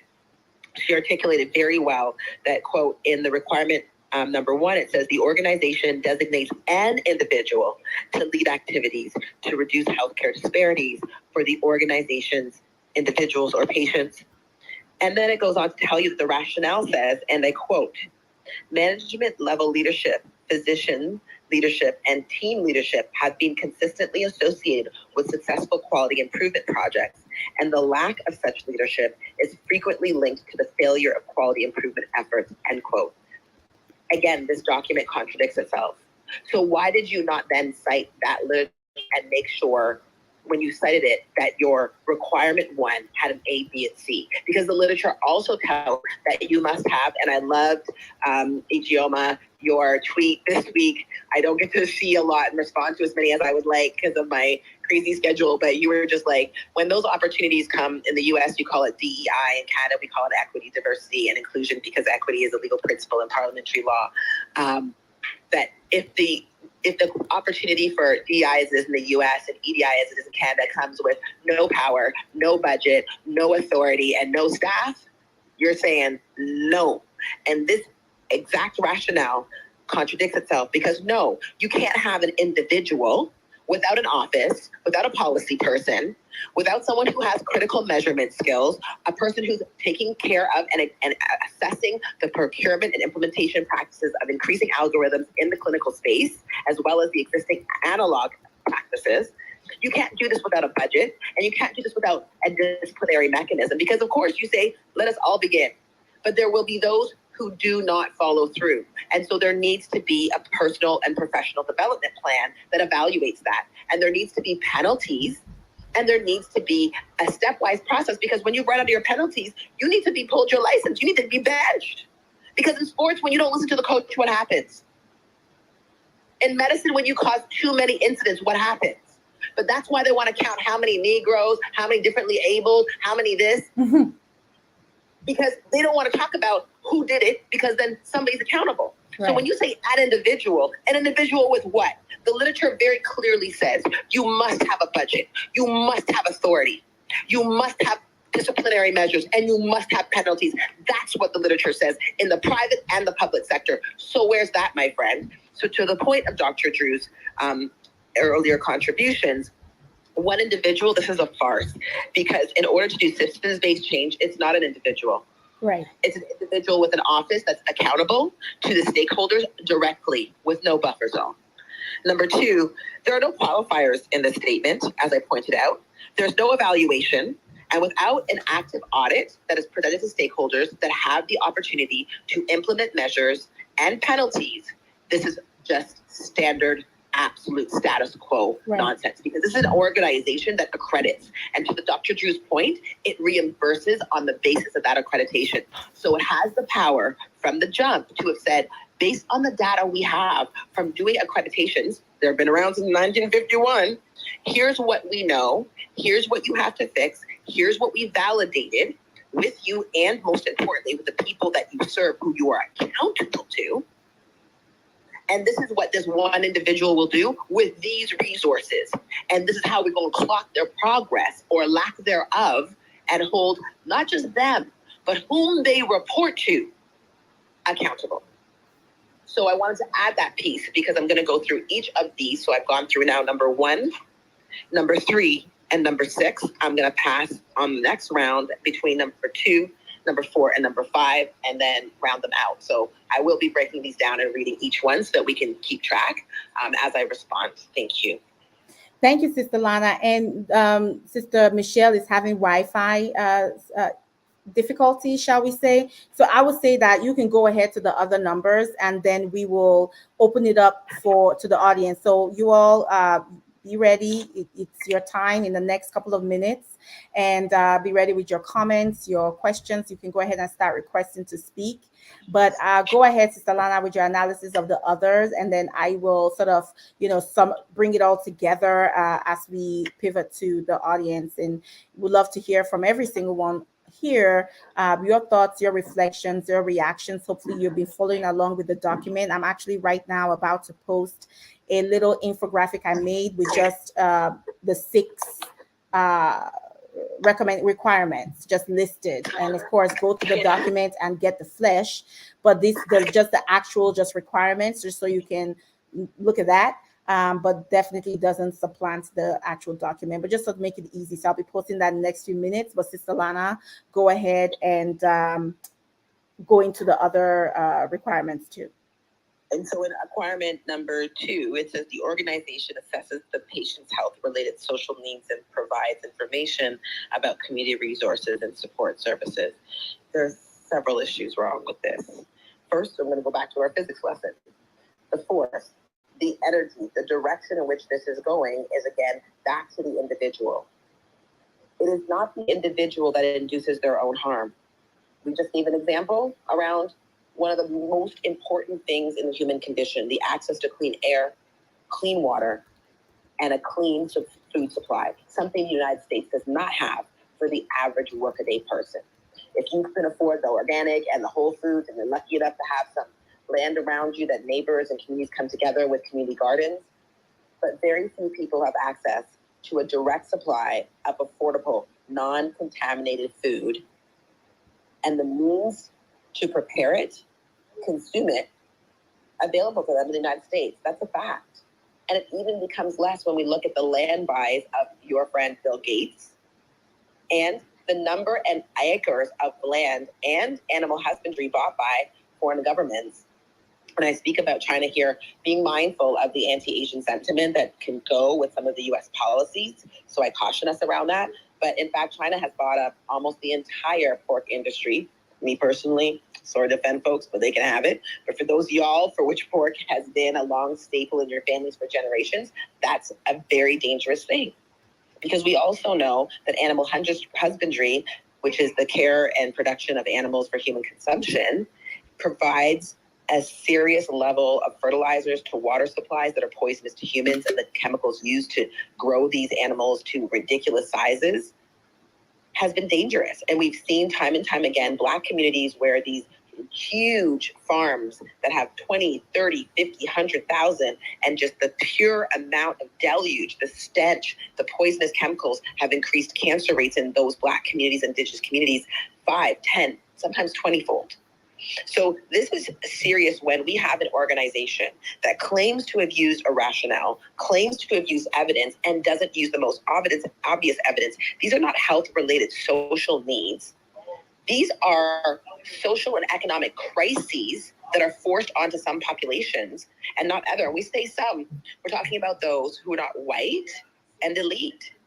We're talking about Black and Indigenous people in particular. We're talking about those who are also that and living at the intersections of disability, forced decreased income through hiring processes, through devaluation of your real estate, where you live, through not regularizing the homes in which you live in so that they can count as dwellings and be upgraded and available for different sources of improvements. And so the idea that we're talking about health-related social needs, and they try to claim that social determinants of health are at the population level. No, social determinants of health are a problem. Okay, they came out of the Ottawa Charter up here, which is like literally a couple hours from Toronto to your east and north, and they're a mess. The social determinants of health talk about one's actual identity characteristics and not the systems that produce the bias, stigma, and negative outcomes being pushed, again, force and power against you to make them problematic. I am not X, Y, or Z because I am Black, because I'm a woman, because I'm queer. That's not how this works. We know that when white people showed up on the shores of the Americas, of the continent of Africa, unwashed with rotting teeth, halitosis breath, and all of that was described, not by us, but by them in their own documentation, that they were the one in ill health. They marveled at our teeth being straight, at our backs, at our strength, at our grace, at our attire, at our cleanliness. And look, every decade since, they have slid across the table all of our clean water, all of our garments, all of our culture, all of everything in their favor until many of us are left naked and in need of things that we've never needed before. So to pretend that you can reduce this to health-related social needs when we know what produces health are the collective resources of the lands and people is a disservice. And it's part of that neoliberalism that says, oh, it's you, Jack or Jane, in your neighborhood. You need to mobilize. You need to. But when you were taking the land, when you were appropriating it for highways and removing the black bottoms across the United States and Canada, when you were segregating the schools, where was your neoliberal support to return that? When you then said, well, maybe we shouldn't do that because it's making us look bad. But you didn't return the resources that had been taken. So to say health-related social needs and to provide information about community resources, that's the act of downloading. Because I'm sorry, I have been an executive director of a community health organization. And the difference in the resources, the pay that you can offer your staff, I had to be so, but they say, Lana, you're so innovative. No, I'm not innovative. I'm doing Black economics because your white supremacy forces me to try to create reasonable working conditions and reasonable rewards for those working conditions so you can continue to tarry with me in the community when you make it difficult to pay them on par with the system that you use. Yes, here in Canada, there is a racial difference in the distribution of the access of, quote, our universal healthcare system. During the COVID pandemic, you know where the emergency hospitals and the best ones were? In the highest real estate value on Hospital Row, up and down University. Do you know where the majority of Black people live in the province of Ontario? In the two suburbs east and west of me. One has no real emergency hospital. How about that? How's that for universal? So you keep asking, how did the Black people die? How did the brown people die? How did the different... Well, guess what? You didn't even have a viable emergency room, and minutes matter when you need oxygen. And so to pin this on individuals and to talk about, quote, again, I will read the requirement. Requirement number 2, the organization assesses the patient, the patient's health-related social needs and provides information about community resources and support services. It sounds wonderful. Mm-hmm. So they would say, oh, moms, there's a wonderful clinic around the corner. What they forgot to tell you is that clinic around the corner, the community one, has a budget of $3 million. The hospital has, for the same population, a budget of $10 million. But we're going to push you down the street where an executive director like me, who did not sleep, who did budgets and grants all night long, tries to keep everything working, tries to make sure that there's enough resources, that people aren't reusing things that shouldn't be reused, people aren't without things they shouldn't be, while those who have money cream off the top and get the nice, sexy stuff at the fancy. Right here in Forest Hill, when people couldn't get basic COVID tests, they opened up a private testing clinic, and they're so shamefaced. Now they're all up into medical, what do they call it? Medical aesthetics. Imagine. Black folks had to line up to get a COVID test, while there's a neighborhood where they couldn't just give you a COVID test, you could get your Botox and you could get your face fixed at the same time. Can you imagine? And then had the audacity to talk about vaccine hesitancy. Mm-hmm. So I point this out, that one, social determinants of health is not a population level measure. So they clearly have not gone to school. As my father said, were you out back behind the school smoking cigarettes in Lyman? Or were you inside thinking critically about what the teacher says and understanding what that means for your Black life? And I would argue that these people were busy being Becky's, Amy's, Karen's, Scott's, and Bob's. And they were not looking at the actual architecture of the United States and the actual architecture that death produces through clinical care. One should not be seeking clinical care and ending up with an amputation, mutilation, and injury rate equivalent or greater than being in the hands of the police. That shouldn't be a thing. And this requirement makes it a thing. Right. And I just want to build on that. Like, thank you for lifting up that SDOH, because that threw me for a loop. For someone who's been talking about SDOH, social determinants of health, forever. Again, it tells me who was in the room. Ooh, it tells me who was in the room. Yes, you can read documents and you know who was in the room and who was not in the room. And when I saw that were health-related social needs, I could almost see the Chad that said that. You know, you said Bob. I could see the Bob that said exactly that. Those I could see it in my mind's eye because I've heard it so many times from the same face. And it truly is this false dichotomization that happens all the time. And part of colonialism and the colonizing project and the white supremacist project is to define and redefine to death in a way that separates and divides and obscures, so that the real is not seen anymore, and therefore the real solutions cannot be cannot actually be actualized anymore. And that's what we see all the time. That's what we see all the time here. And so that sentence immediately let me know, oh crap. And I was prepared for the rest of the document to be very, very vanilla, very, very not getting to the heart of the matter, letting me know that the Joint Commission was not interested in actually seeing a true reduction of healthcare disparities, and was simply performing the actions, like you said, the guise of quote unquote equity, the buzzwording that is not interested in actually valuing or has not internalized the value of Black bodies, to your point, who actually built this country, what actually is the cause of our health outcomes, not acknowledging any of that, putting the burden of proof, so to speak. You know how you put the burden of proof on the victims? So the burden of the need to actually participate in your own healing on your feet, while you even participate in the same violent institutions that do guise themselves under healing and health, knowing fully well in the capitalist system that's not a thing. And so it is just the layers keep adding onto themselves. And that sentence was particularly, caught my eye, when you are not acknowledging that we are literally living in an apartheid system, period. Along racial lines, along class lines, along gender lines, that we are living in a separated system where you don't acknowledge that this is how the bullshit is planted and then grows. So thanks for really just bringing that up and massaging that, for us. I want to bring up speakers. I had a Dr. Pascal. I lost you there, so I'm going to re-invite you when you come on. Pull up your name. But we do have Philip Beloved, the beloved Henry, who is at Ecopreneurship and apitherapist. He's a beekeeper, teaches in STEAM fields, eco and social equity and well-being for Africa's diaspora in Wales. He's representing the UK, the African diaspora in UK. I want to believe, brother, that I met you in the Pan-African room, but I'm sure you'll let me know. So go ahead and introduce yourself and offer your comment, your contribution, your question. Okay, thanks, host. Yes, it is I, sister. It was I in the Pan-African meeting. Very good to see you again. Thank you. And the brother said he was going to come support our space, and he did. We love a brother that keeps their word, so we appreciate you. Thank you. Go ahead and share your offering today.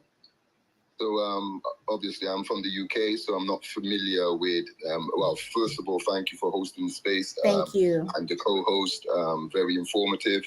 Thank you for all of the speakers, especially Michelle, who's no longer here. Yes. As I said, very informative. I did click on the documents that you posted in the Jumbotron to read it and understand hence what you was talking about. And to answer the question, as it says, are the Joint Commission's new regs anti-racist or the same old? Because I can conclude from, but I would say, maybe I'm wrong, I can conclude from listening and my experience of working in the system as well, that it's the same old. Right. Especially how passionately your co-host expanded on it. Yes. I really want, in relation with the information, what your co-host just said regarding the stats between, so I'm a young black, I was a young black, I'm in my 40s, but you're still young, brother. I'm in my 40s too, and we're still young, honey. We're not going to be old for a long time. Yeah, say no more. So what I meant is that, I grew up in the 80s in the UK, so stop and search and all that. I grew up underneath racism, when racism and domestic violence wasn't a criminal offense or prosecutable offense. So obviously that had a repercussion on my psyche and my opportunities, etc. But anyway, so in relation with, I'm familiar with the stats regarding, as I said, stop and search and black brutality upon Afro or black children or black British. I'm familiar with that. I was part of the steering group, campaigning group for the Stephen Lawrence. So I'm very familiar with the stats regarding that. But in relation with the stats, what the sister said, I'm sure if I heard correct, she said that the stats of what we'd call racist action by practicing clinicals in the hospital is 4 times or 20 times the rate of police brutality on black people. And if that is correct, or whatever the stats is, please send that to me. And if you can pinpoint me those stats in the UK, that will help me to develop conversations with my said community, because obviously my community are from the same shared experience, and therefore this topic is something that is very relevant globally, and definitely in my community. So yes, I will stop speaking just so maybe you might want to respond back to what I just said. No, absolutely. Sister Lana, would you like to clarify, not just from a statistic standpoint, but how you made the relationship between, and we talk about this often, the experience of Black folks in healthcare and the experiences of Black folks in the criminal justice system, specifically law enforcement, and how you sort of through the numbers that you used to tie that in, but also to expand a little for those who may not know how these two systems intersect when it comes to our experience within these systems and the disparities that are resulted from these experiences. Well, I think I'm gonna start. I'll try to start from a place that we're shared, and then feel free to ask me more questions just to make sure, because there's a lot of parts to the way you ask, so I don't want to do them disservice. So if Ijoma, just poke me and be like, what about if I don't cover it? Sure, of course. So I think it's important to recognize that in the Americas and in all of the colonies, as well as places where those were colonized who migrate back into the crown, right? So originally your peeps would have been from the continent. Your peeps moved into the site of the crown, whether it's the British crown, whether someone was living or born in France or Germany. These are the colonial powers. And so whether we're out in the colonies like Canada, the US, Australia, or we're in the sites of the crown, Germany, Britain, France, we're experiencing a very specific set of architectures. These are systems that were built intentionally to manage and direct where our labor and our personage goes. And so we were never part of a population. For those, I am a descendant of transatlantic survivors. We were never intended to be the primary recipients of medical care as it was created, or I should say recreated within Europe after they stole it away from women having the ability to provide clinical care, right? And medicines. Those were the ones with the knowledges of the herbs, the land, and how to take care. And just doing a quick history, then they decided that the crown and all of its religious institutions, aka the Catholic Church, then become the Anglican Church, decide that, well, no men should run it. And so we have the burning times and all kinds of crazy stuff happens. And then they export that misogyny and patriarchy of, quote, what they then redesign as medical care, having stolen from Africa, India, the Americas, all of our medicines, and repackage it as their stuff, which is why I think they get it wrong so many times. And we end up here, and we're never meant to be the primary recipients. Whether you are a descendant of the transatlantic or born on the land of the crown, as long as your complexion is not white and you are not of the aristocratic class, you were never meant to be the primary patient of medical care. But you were meant to be the primary target of the police who are there to monitor your labor and make sure that you serve, right? And so the relationship between these two institutions is one of managing and policing. So public health is the actual policing arm of the medical profession. In Canada and the US, you have something called the Public Health Act. And it says that if you don't report an illness, an infection, that you are actually in contravention of the law. And you can have either a police officer and or a nurse show up at your door and cart you away and quarantine you or deem you a public hazard, right? In the United States, this goes as far back as, the founding of the nation, when we have people like Typhoid Mary, a white working class Irish woman who was, marked as being the catalyst for the movement of typhoid through different populations, because she was what? A kitchen server. She was somebody who cooked food, and she had an infectious disease.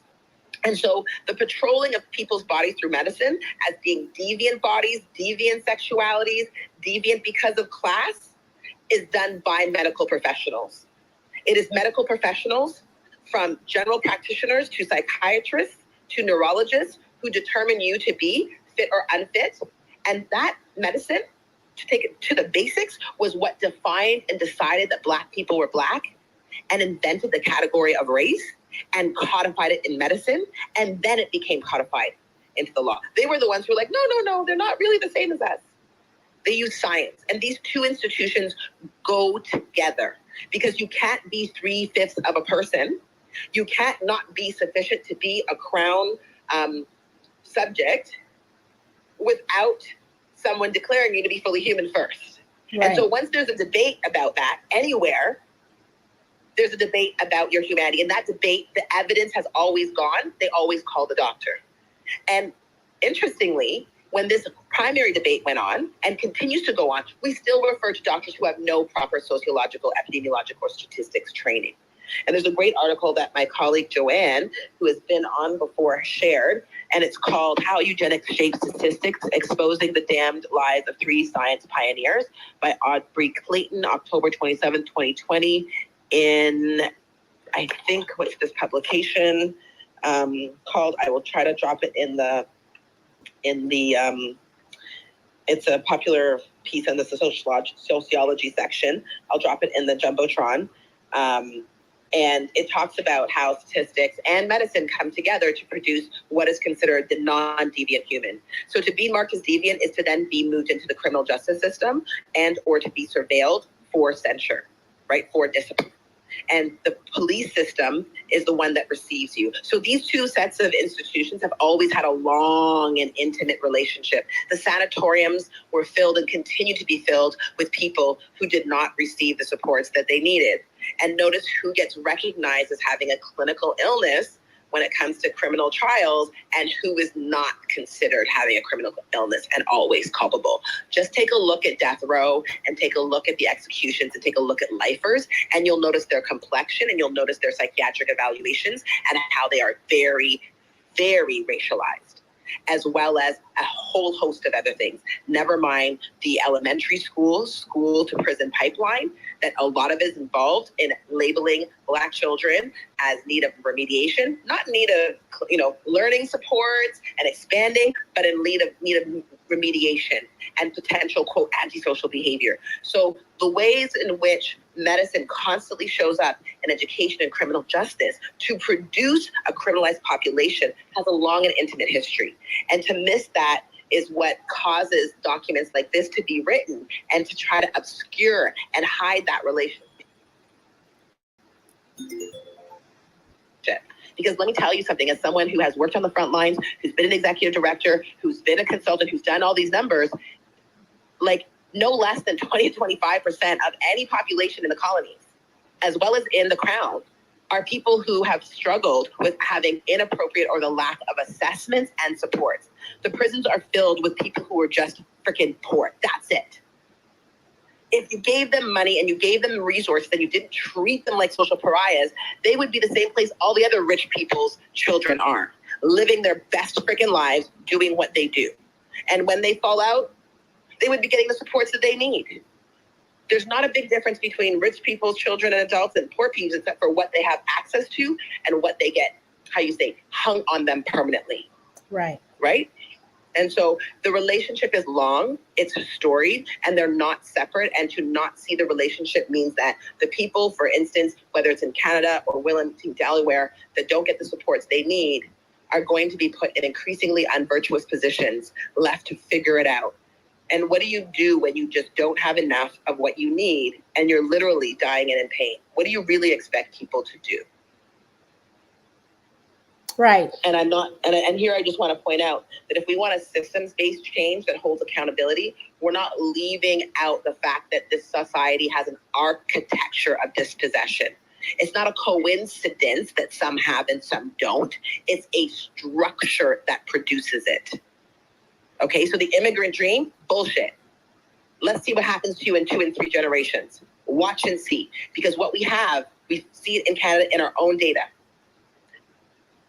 Come in at 15, your outcome, if you're coming from another country, if you're coming from a Black country, come in at 15. You have a completely different outcome than somebody born in country.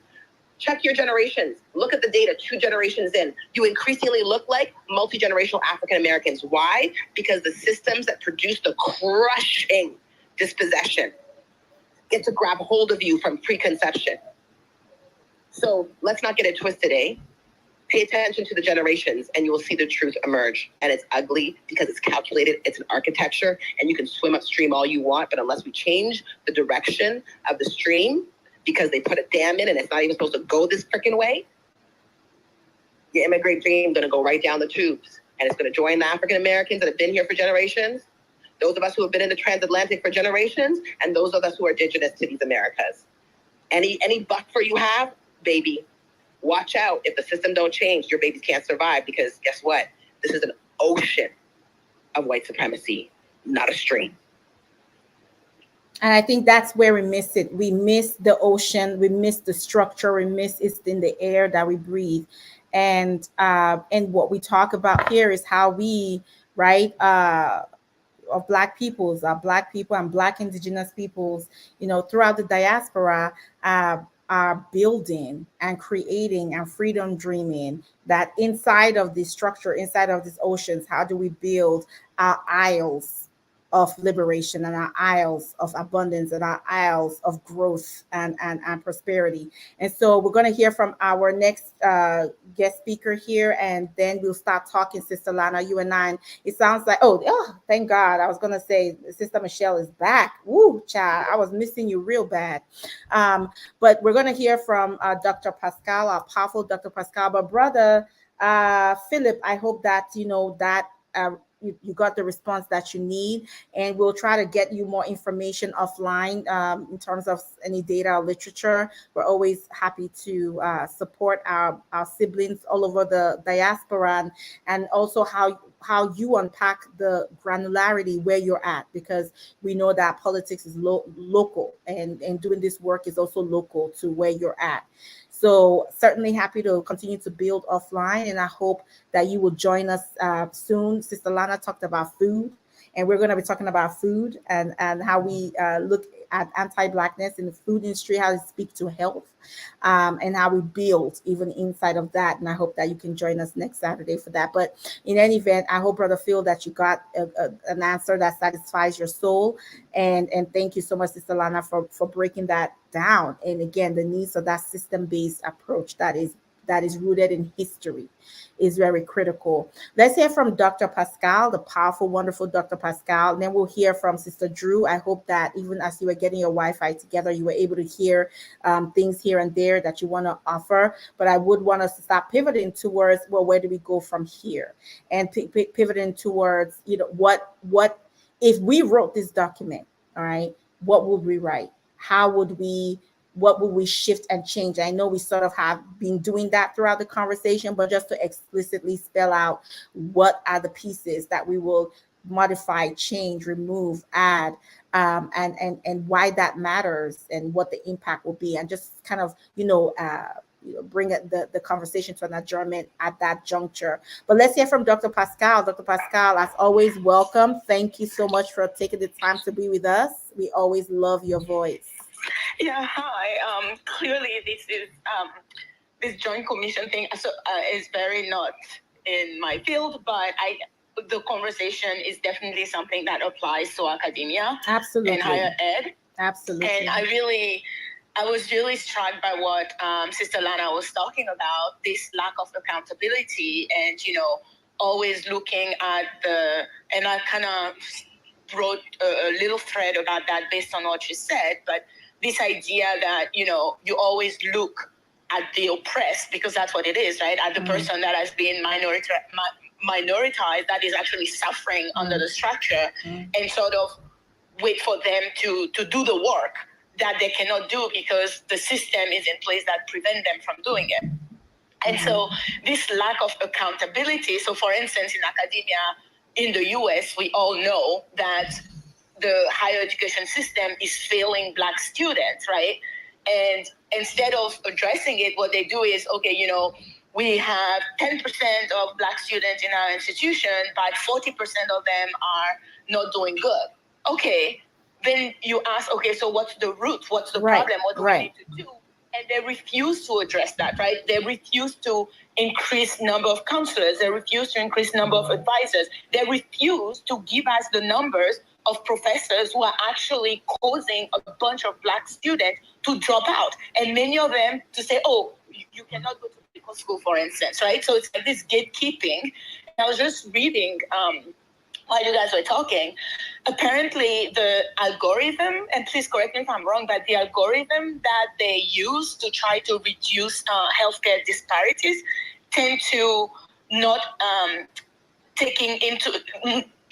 take into account too much of the chronic diseases, like the chronic conditions, which in a sense sort of is negative for the Black community, right? For people of color who are more likely to suffer from those chronic infections, those chronic conditions.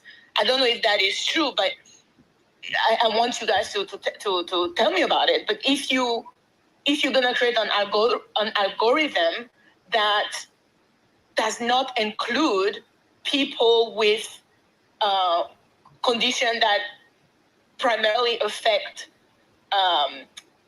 people of color or poor people, how can you reduce the gap in the healthcare disparity? Like, I don't understand that. And this document again is very like, hey, look, we're trying here. And it makes me think of all the DEI programs. They spend a lot of money hiring these DEI consultants. And number one, they hire them. And even if the person is good, they don't follow up on the suggestions that the person is telling them to implement because they don't put the resources in there, right? So I don't know. I feel like there's a lot of money. There's a lot of resources that can actually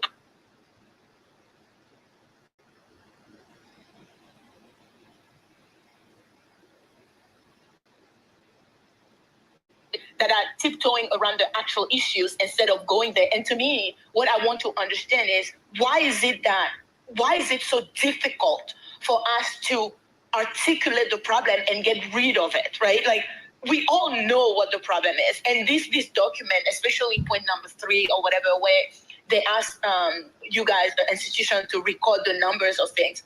I'm like, why do you need more data? There's so much data out there already. That part. So it's like, how many roundtable do you need? How many data acquisition do you need instead of implementing the suggestions that so many other studies have done? Yes. So I find it quite frustrating.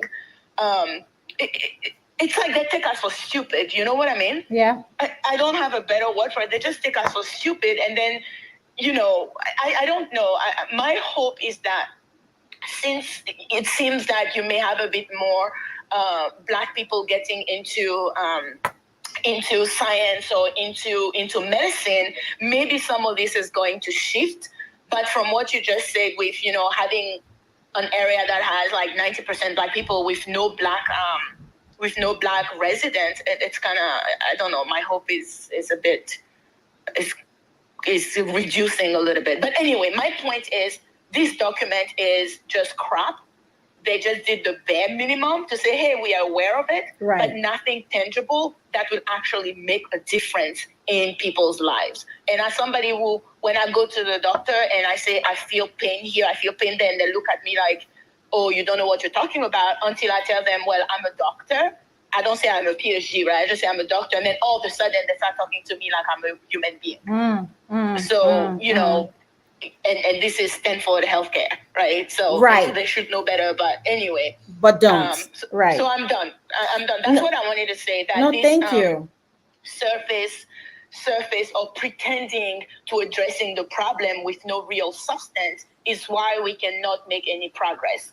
Yeah, that's it. Right. No, I mean, you said so much, sis, as always, and you're right. It's funny that you say Stanford, because even sometimes even those Ivy League or Ivy League adjacent places, and places where there's all like $300 billion in research, sometimes they're the worst.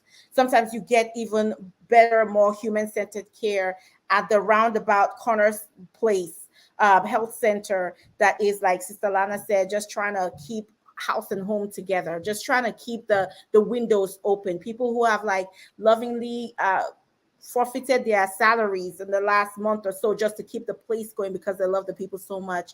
And of course, they are the places that are most under-resourced, and they're usually in our neighborhoods. And sometimes you get really the quality of care the human-centered care there, but they may not have the resources if you have something more, you know, complex, which is why you end up in these other sort of quote unquote fancy places, but then, you know, sometimes at a cost. So yes, they should know better, but choose not to know or apply better. And you raised so many pieces that I can't wait to get into. I'm going to have Sister Michelle to respond to you in a minute, but I really appreciate that question, right? Which is the frustration of all. Like, what we have the data. That's what Sister Lana said. That's why I said earlier, you are the accrediting organization for over 20,000 healthcare centers. You have, since 1951, you have decades worth of data. What is the problem? Why don't you leverage that data towards change, right? You know, Sister Lana talked about that in these, Sister Michelle talked about in these tables, in these meetings, you bring forth the solution. They're like, well, how do we measure it? How do you measure it? You stay measuring. That's all you do. Measure and report and do shit.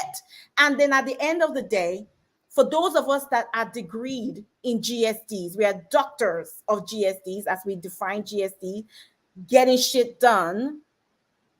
That degree qualification is not recognized, right? And maybe AMAR, that's what we need to do, is create a certification so that you can come through AMAR and get a certification, your GSD certification, so you can show up in with the NIH, the CDC, the ABC, the XYZ, the Joint Commission, the Oblong Commission, all the commissions, and be like, yo, this is my certificate.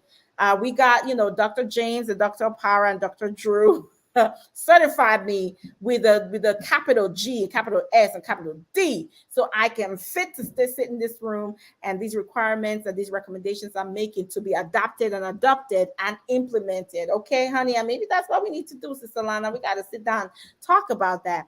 But you're right. And why? You said, why can't we just name it and do it? Well, we started off with about 30 or so people in this room, and I know there was a few that were guests. And people left, and people leave. They start leaving when you start talking about white supremacy. They start leaving when you start talking about anti-Blackness. People don't want to have these conversations because it makes them uncomfortable. It's the white fragility, which is also white violence, right? We know that. We're careful when we say fragility, because we don't mean fragility as in delicate like a flower. We mean fragile as a grenade, as a bomb, because we know that when those feelings get triggered, people get hurt. Right? Black and brown bodies get hurt. So that's it. When you go to the Joint Commission, you go ahead and open your mouth, talk about white supremacy. And when I do because that's what I'm put in this world to do. And if I don't do it, that my telomere is shortened. So I do bring this up. But yeah, it's only me. And sometimes, no, I'm not the only melanated person there.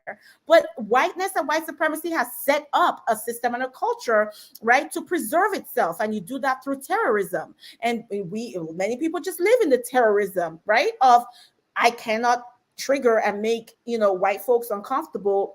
I get uncomfortable. I will get uncomfortable real fast when I'm let out of a job, or when there is some kind of campaign against me. We see the white lash. We see all the white lashes that happen every time folks that stand up. There is a book they copy and paste from over and over and over and over again. So we get it. There is a tyranny and a terrorism that exists, and people live in terror and in fear to not say the truth, because there's a cost that folks aren't always ready or able or prepared to pay to say the truth. This work isn't without danger.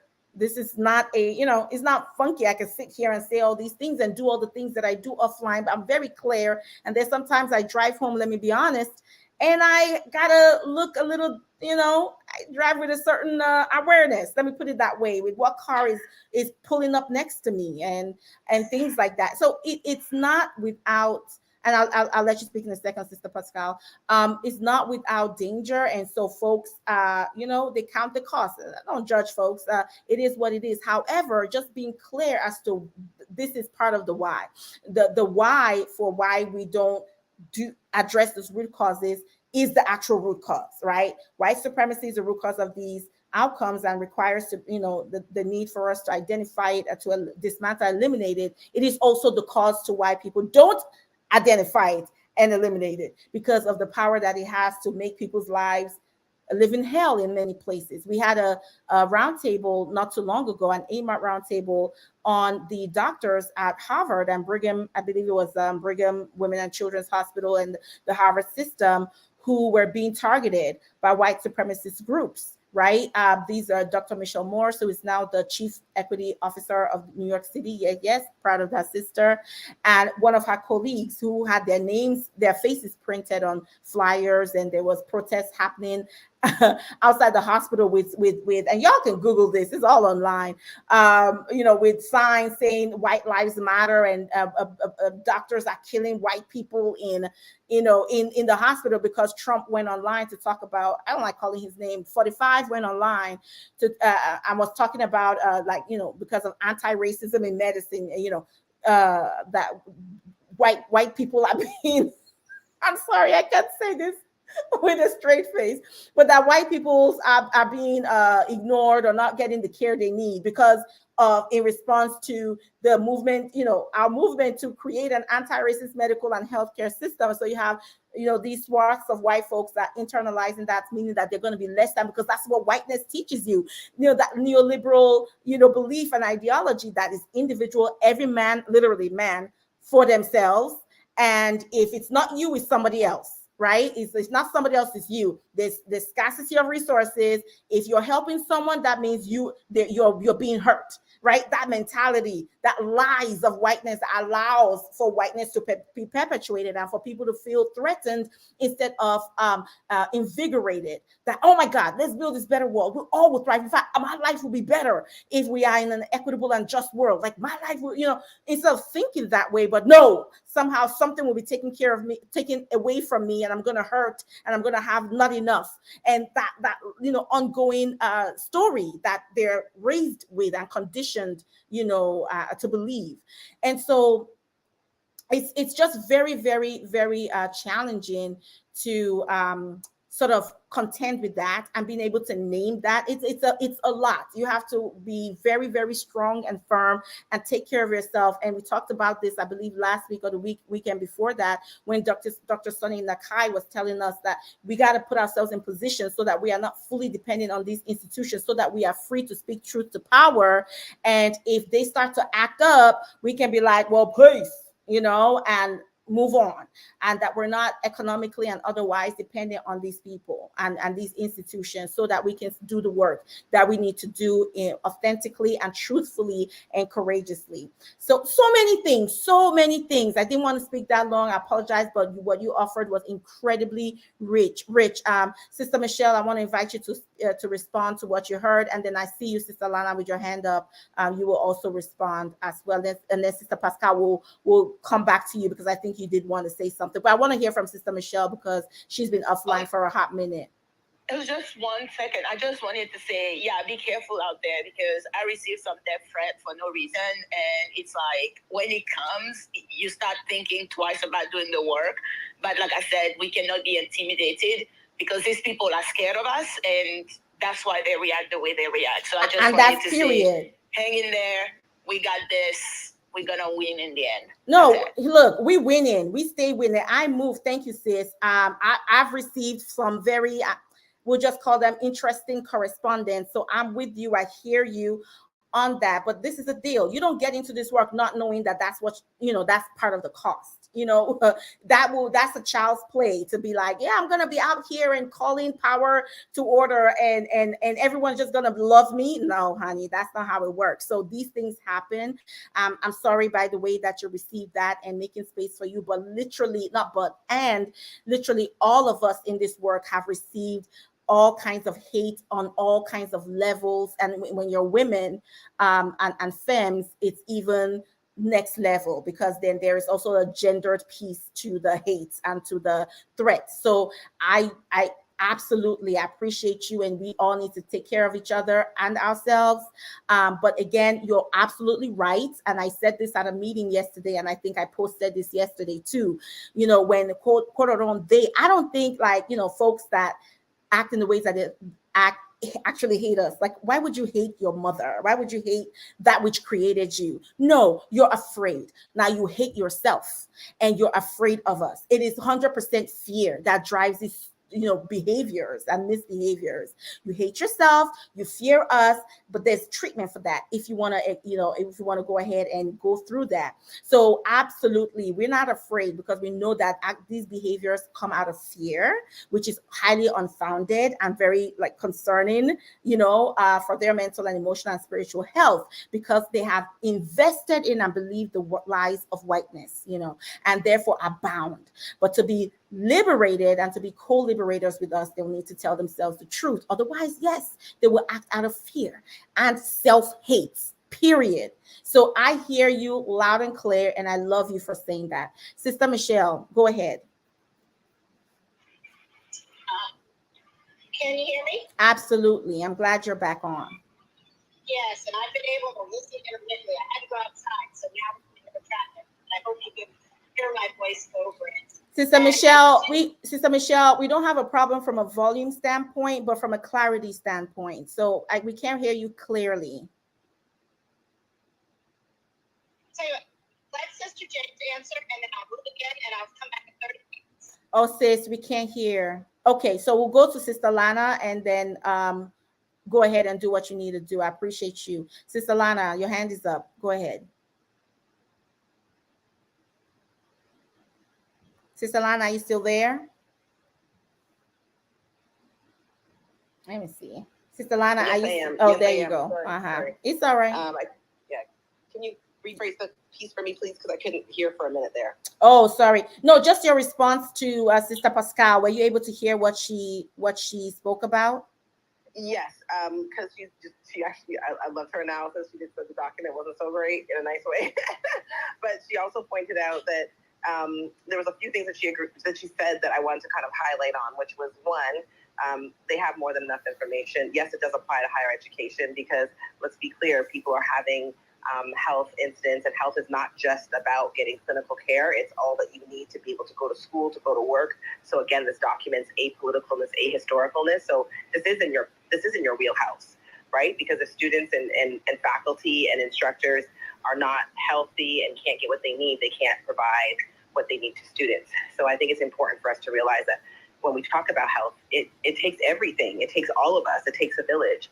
And the way this document is written, it also centralizes physicians as somehow knowing something when what most physicians trained in was a specialty or an area.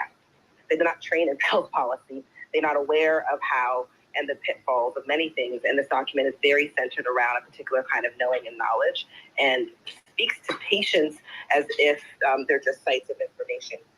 There's a few other things that Dr. Pascal talked about as well with regards to like actually doing the work, like doing what needs to be done. There are many suggestions.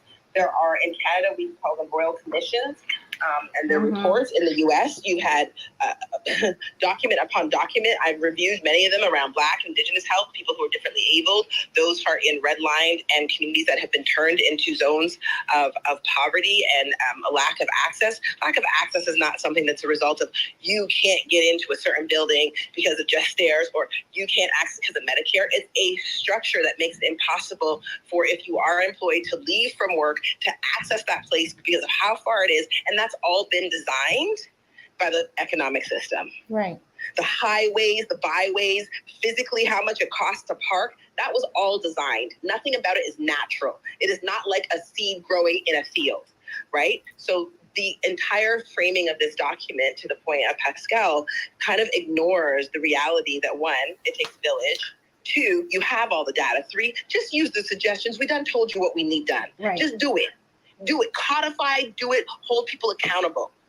Because in fact, as Dr. Drew said, linking the two things together, they reimburse and they define who is and who ain't a legitimate provider and eligible for what? The boon of capitalism to pay you for your work. And for those like Dr. Drew, myself, Dr. Ijeoma, who do the work whether or not we get paid, that's very different from the people who only do the work when they get paid. Right. And the burden falls on those of us who do it whether or not. The 18th hour, the salary looks great, but when you divide how many hours we work, I think I'm making like 18 cents an hour. Absolutely. So I think it's important for us to acknowledge what, Pascal said, like we have tons of documentation. We have lots of effective, direct, immediately actionable solutions at the local, regional, state, and federal level that are actively being ignored and set aside when we create new documents with a new 6 points that simply refuse to acknowledge the history and the reality of how we got here to making more of a new thing when we already had the answer in the old thing. You just don't like the answer. That's it. You just don't like the answer. You just don't like the answer. And YouTube, go ahead and put your questions and comments. I see you all out there, and thank you for hanging with us. We're rounded up shortly, but go ahead and put your comments and questions also in the comment section. And Sister Lana, and this is a powerful thing. And thank you, Sister Pascal, again for reminding us, right? If this is a system operating as designed, it was designed. I think that's part of it. So when folks come to me like with this sort of defeatist attitude and just sort of that, it's just the way things are. No, it's the way they were created to be. But this is the good news. If something could have been created, guess what? It can be uncreated. All right. If this is a human-made problem, we can create a human-made solution, right? If it can be designed, it can be undesigned. So that's the good news. Then get to doing it, because what if Black folks are nothing if not generous, and we have produced an overwhelming abundance of resources and solutions and ideas and recommendations over centuries. Pick one. Let's go with Joint Commission. Pick one. Do the bare minimum and pick one of the solutions we've already created for you. And don't ask me no questions unless it's a question about how you're implementing the solution that has already been offered to you, because I can't with that anymore. And so being able to do that is very key.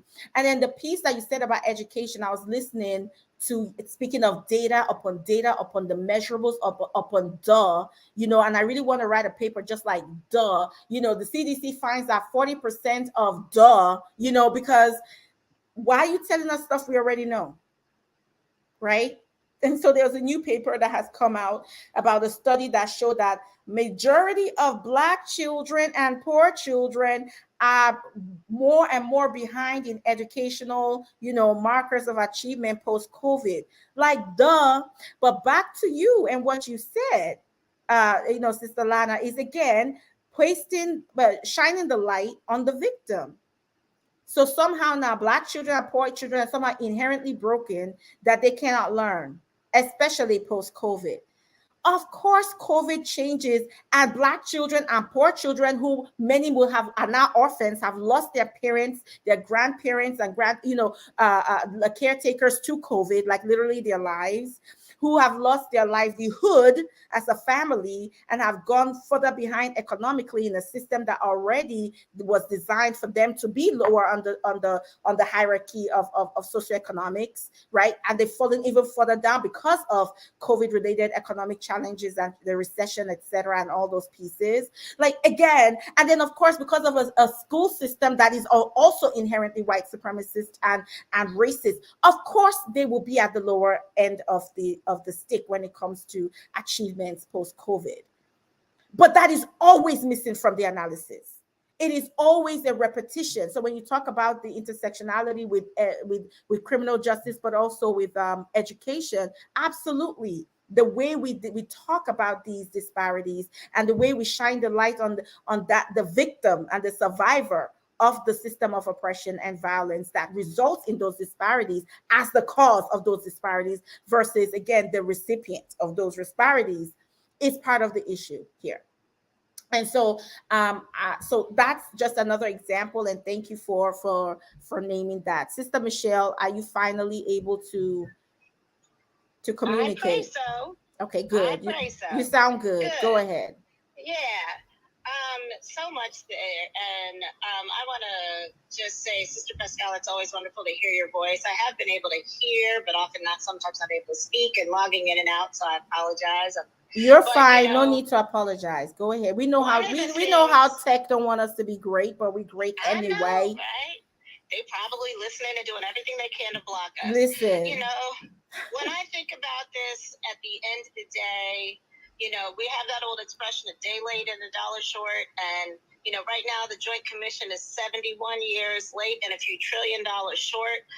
And when I think about this document and how surface level, flat it fell, and how inadequate it is, it makes me go back to, as my friend Sister Helena Grant always says, not the what, but the why. Mm-hmm. So, why are they coming up with this document now? Mm-hmm. Because, as we pointed out, and Sister Lana James has said repeatedly, the Joint Commission has existed for as long as Medicare and Medicaid has existed, as long as Blue Cross Blue Shield has existed, as long as these many of these institutions have existed. It has been always around, and its job, theoretically, has been to set an apolitical standard that should have served everyone. Mm-hmm. So if the Joint Commission standards were working in any way to be objective, measurable, and hold institutions accountable, we wouldn't have these health disparities. Right. So, it's not even about the what of it, it's about the why. And this is the Joint Commission basically covering its ass for its own role in the existence of the health disparities that we see, and how you have let all of these healthcare institutions make money off of the backs and the bodies of Black and Indigenous people, using us as teaching material, using us as an income generator, especially when we know healthcare institutions complain all the time about how Medicare doesn't reimburse, how, bullshit. You can rip off the system of Medicaid so easily, which you can't do with a lot of the commercial plans, because they set benchmarks and measurements and tools. I mean, Aetna tells me that my patient didn't present for prenatal care early enough, or I didn't have her in for this many visits, and therefore we're only paying you this much. Right. And you didn't check her A1C. Right. Right? But we can get away with giving poor people half-ass care in this country and still make every dime from Medicaid and Medicare. And the Joint Commission has been part of it. Right. So now they want to come in and say, oh, okay, we're going to make sure that we set systems by which institutions are going to be held accountable, but we're not making it objective. We're not making it measurable, or we'll leave out anything that we decide isn't measurable. And at the end of the day, what this never does is creates any accountability. Right. So that's what this document lacks. And it really is disingenuous, because it points the finger at the institutions, and it points the finger at the victims. It points the finger at the society that we live in, but they are not talking about, and they're not taking a look in the mirror and saying that the Joint Commission has failed Black and Brown Americans for the entire duration of its existence. Point blank, period. Period. And, so who's my guess, my next question is, who's the institution that's going to hold the Joint Commission accountable for how it's failed? There you go. That's the question. At what point does Health and Human Services, say, you know what? We've been deciding whether or not we're going to pay all these people based on your recommendations, but your recommendations, when we followed them, is how we got here. And how, to understand how this agency even has the credibility to say anything. I think, like you said, we should come up, and from here on out, my name is Michelle Drew, DNP, MPH, CGSD, because I got a certificate. Hallelujah. That's right, honey. You know what? Yes. From the AMART Institute. That from the AMART Institute. Girl, you better speak it into existence, okay? With your bad self. So, yeah, I think, we all serve an important role, and thank God for the troublemakers, because, this is the role that we have to play, and asking the critical questions, not only in this space, but looking at it publicly and asking, how do we now hold the Joint Commission accountable? And so one of the reasons that I joined that technical advisory panel, when I am so critical in public spaces and in the institution every single day about the Joint Commission, was because I just wanted to be that voice that was like, and I'm lucky and fortunate that I have other voices in there with me, right? Joya Perry is on that technical advisory panel. And, we ain't leaving here with those, when they're like, yeah, but, how do we measure that?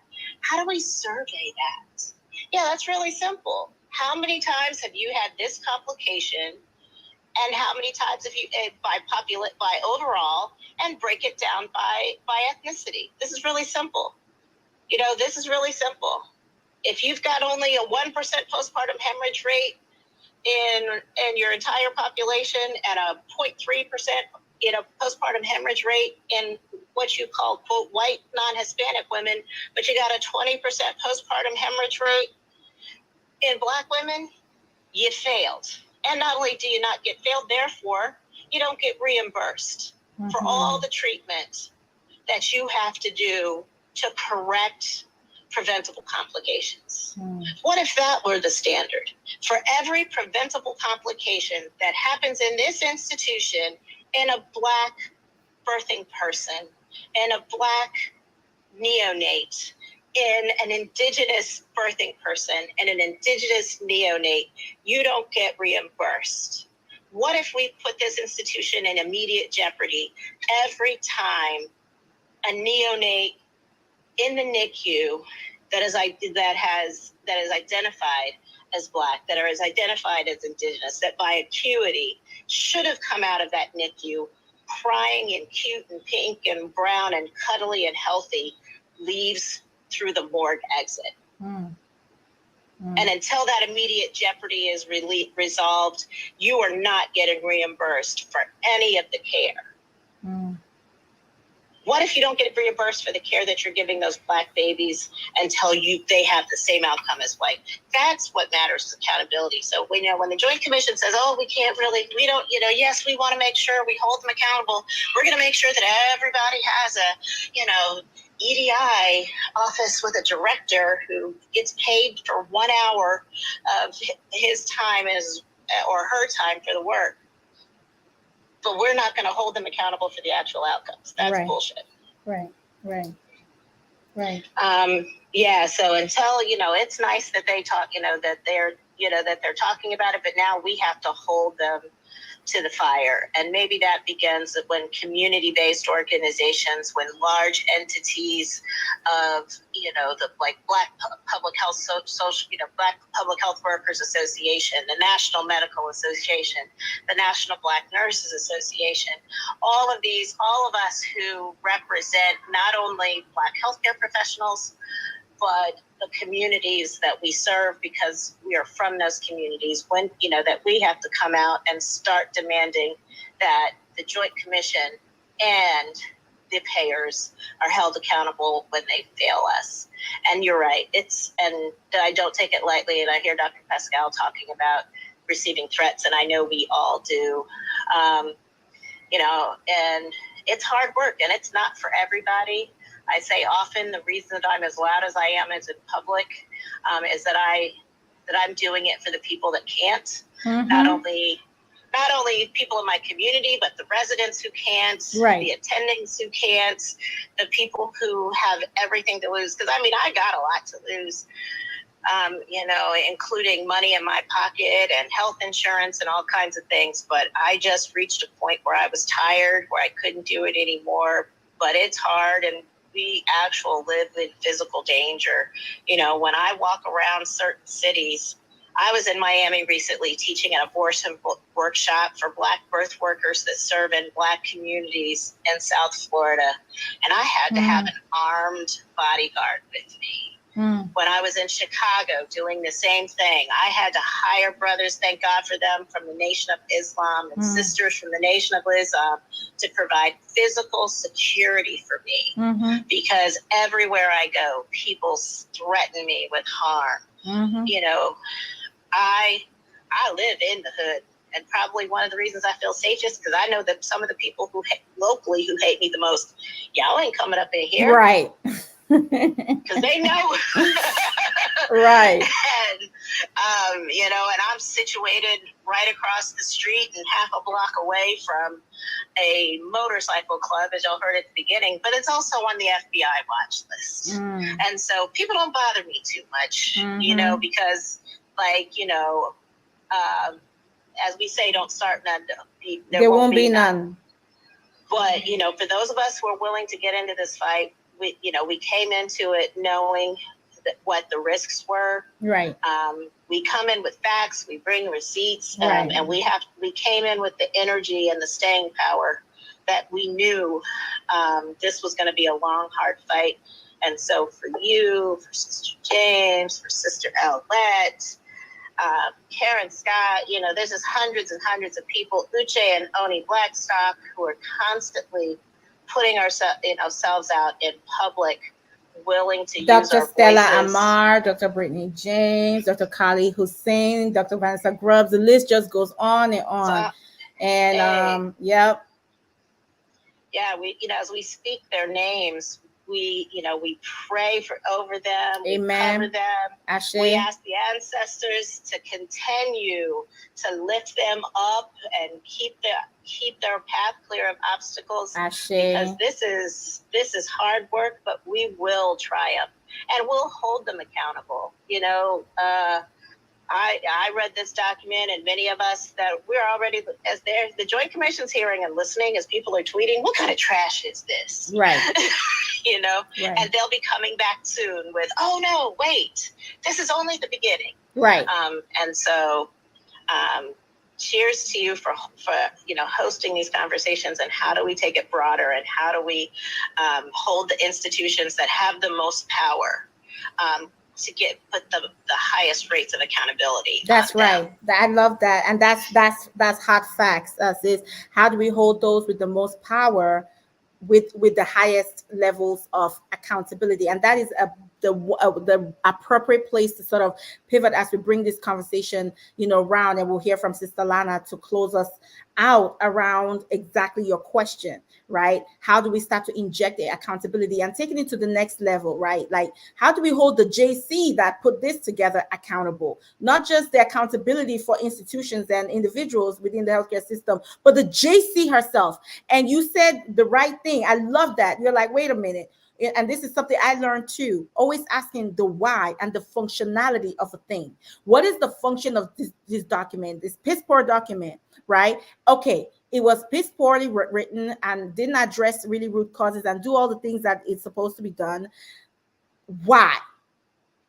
Why? Because we can't assume for a over 70-year-old organization that they don't know better, with everything that's out there, that they don't know better. But this was what was created and put forth. Why? What is the function of it? And you uprooted a very important piece, which has been said in so many different ways, the performativeness and the this and the that. But yes, essentially to hide or obscure. I don't know why these people keep trying to obscure things and think we can read tea leaves. We can read writings on the walls. That we are not, like Sister Pascal said, that we're foolish, we're dumb.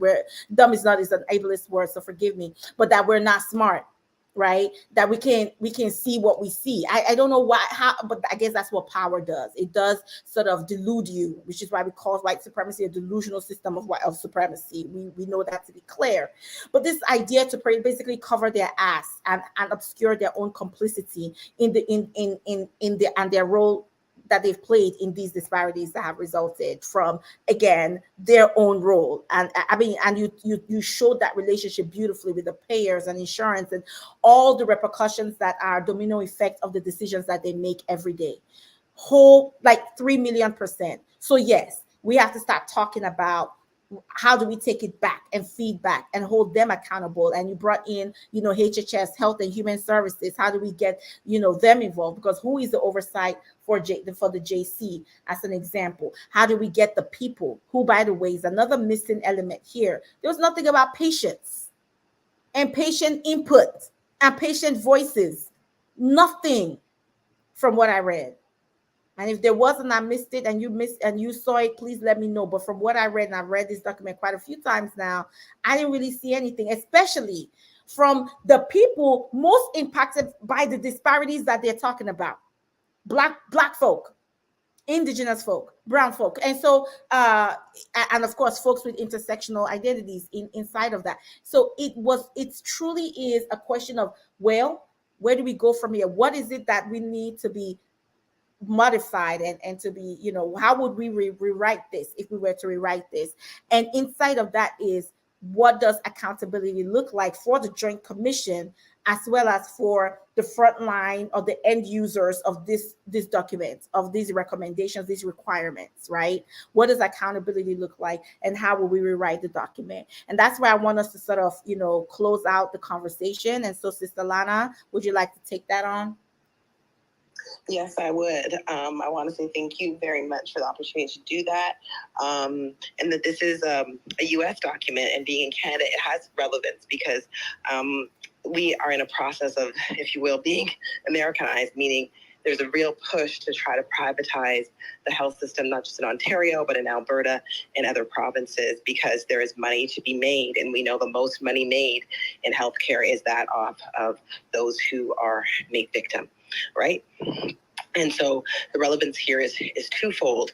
And I also want to kind of just force us to be granular, because what this document does is it shirks responsibility by making, quote, high-level statements. If I hear that one more time, high-level statements that have no teeth, no budgets, and no accountabilities, because the Joint Commission has a massive amount of money that it traffics in and that it rewards its friends and families with. And they could have used that massive capital to move the system to better outcomes. You know, we know that when we research in Canada, clinician practice, if we want clinicians to change, we just dangle money. And all of a sudden, they're doing the pap test we asked for. All of a sudden, they're doing the screening things that we've asked for. But without that financial incentive, unfortunately, many clinicians will not move. And that is fact. We know that from Medicare, right? How did the New Deal, what's his name, Roosevelt, right, and his people integrate the healthcare system? It was by saying, "Yo, you want these Medicare dollars? You're gonna have to take care of some Negroes." And and they just started taking it just like that. It was one of the cleanest. That's why when people talk about, I don't know if we can change this, I laugh. This shirking, like you said, of responsibility and power. We've done it before. We did it in the eradication of other patient quality and safety issues. We've done it before. What is so different about this that all of a sudden you're invalid to do that? So yes, please, sis, go ahead. I wanted to point out the political backdrop. And so I was able to hear a good chunk of Biden's speech last night. I've been following the three-ring circus, also known as federal and state politics. On both sides of our borders, we have provinces, you have states. We are a formal federation. Unlike the U.S., we have differences. But what remains the same is white power, right? Mm-hmm. That none of these countries belong to white people, nor the many people who have come to its shores, but who inhabit this place. And if we do so, we do so with a sense of respect. And this document doesn't do that. And what's most important about what do we do going forward? What we do going forward is we recognize that it's not a rotten apple. It's just rotten. And so we have to acknowledge that the system was designed, as it was talked about earlier, to do this, to make like it can't do what it needs to do, but when it wants to do it, it can get it done. Absolutely. And so we need to acknowledge that the system is choosing not to, and we have to, in fact, what I'm doing here within the Canadian context is I've been working on several documents at the same time as everything else. And we're pushing those out through November, December, and the new year, where we're analyzing and looking at these kinds of documents within our Canadian context and the ones in the U.S., like this Joint Commission, that are being used to ram a kind of healthcare and a lack of systems transformation down our throat while parading their austerity and neoliberalism as if it's what we asked for. And we'll be very careful in articulating that, no, this is what we want done. And into the conversation of the get shit done degree, your girl's been on that. And so in the process of going through the lengthy accreditation process to have the actual curricula that has been developed over decades of practice, just not with myself, but looking through the literature and calling on colleagues to get that accredited and to produce the microcredits and the validation so that, in fact, it will be equivalent to getting a degree from Queens or any other U15, or y'all call them Ivies, or standing schools of standing. And again, private and public, we don't have that difference thoroughly yet. So it means that when I say that here in Canada, it means that all the institutions have access to that, not just those that are private, as often the case in the U.S. based on the funding allocation. So in fact, you will be able to get a get shit done degree. And at first, it will start off as graduate certificates, and they're designed for people who are in the field actually providing clinical care, administrative decision-making across multiple sectors, as well as the next generation coming up, right? Because it is hard to teach an old dog new tricks, but don't mean you can't. And I'm going to try. But you will not just get an accreditation that allows you to say, oh, I did the hardest course, whatever, and I got my, no. We going to come up and follow up with you, and that expires. You have to maintain it. You will be continually evaluated. You don't get to walk out of here and say you got your papers and then go back and do some bullshit. People with this piece of paper, they will be accountable. So I've taken the long road. I'm crossing all the T's, dotting all the I's. And girl, it's some work. It's some work. It's usually the work of massive institutions. Luckily for me, so far, so good. Queens, the university that has recruited me, is being supportive and cooperative. Hopefully that continues, but I am prepared. I have all my backup plans, and this train has rolled. And so you will come in due time, because it's not short process. Some of these pieces take a year, some of these pieces take 2 years to get accomplished. And for this reason, because these are the documents that are written by people who have failed to choose to educate themselves on the proper mechanisms of accountability, responsibility, and how do you do a transformative effect to the architecture of a system that we know was designed to simply meet the needs of capital and not the needs of building a civic society that is civil. And your record in the United States of, quote, lone gunmen, read terrorists, shooting people, where were they educated? What was their culture? What was the environment? Notice, no other country has a number of shooters like the United States. There's something rotten there. We've seen white men and white proxies up in Canada trying the same thing, right? So we know that there is something rotten about colonization and this constant push towards an immigrant dream that entitles you to things that people who have been here for hundreds of years and some thousands of years still can't attain. It causes people to resent when they can't get what they think they're entitled to, rather than realizing what you're entitled to is to build a world in which we are all able to have our needs met. Rather than creating political boogeymen called socialists and communists and all kinds of nonsense and actually quite harmful rhetoric. I was reading the threads of the interesting division in the U.S., and let's be real, it's in all the colonies. We want to talk about y'all in the U.S., but let's own this. This is the byproduct of sending people around the world through the process of white European colonization to think that they are entitled to do whatever they want when they invent a constitution. By the way, the U.S. Constitution, and let's be honest, was taken from the indigenous Native American Constitution, except they forgot that they should actually make all people actually equal. So everything here is borrowed. So the solution, speak the truth, as they say, and shame the devil. Let's deal with the facts. These are geographies created on injustice. Let's get rid of this fake pioneer nonsense. You meant completely curated lands. We know archaeologically for the amount of fish meal in New York State and all of the well-maintained forests, trees, rivers that were pristine, white people arrived in paradise. It has been reduced to a site of poison and repair because of the violences to the land and to the people. So let's deal with the facts. There's nothing wrong with the people. What is wrong is with the system that has forced itself onto the people and onto the land. And so when we deal with that at the beginning, it's easy. You can renovate a house or you can build a new one, which is easier. So for me, I do that through these documents and I say, here's the architecture. Here is what number 6 should look like. And that's why I can systematically say, this is the problem with the direction and the force. Because even if we count Black people, I don't disagree with you, Dr. Drew.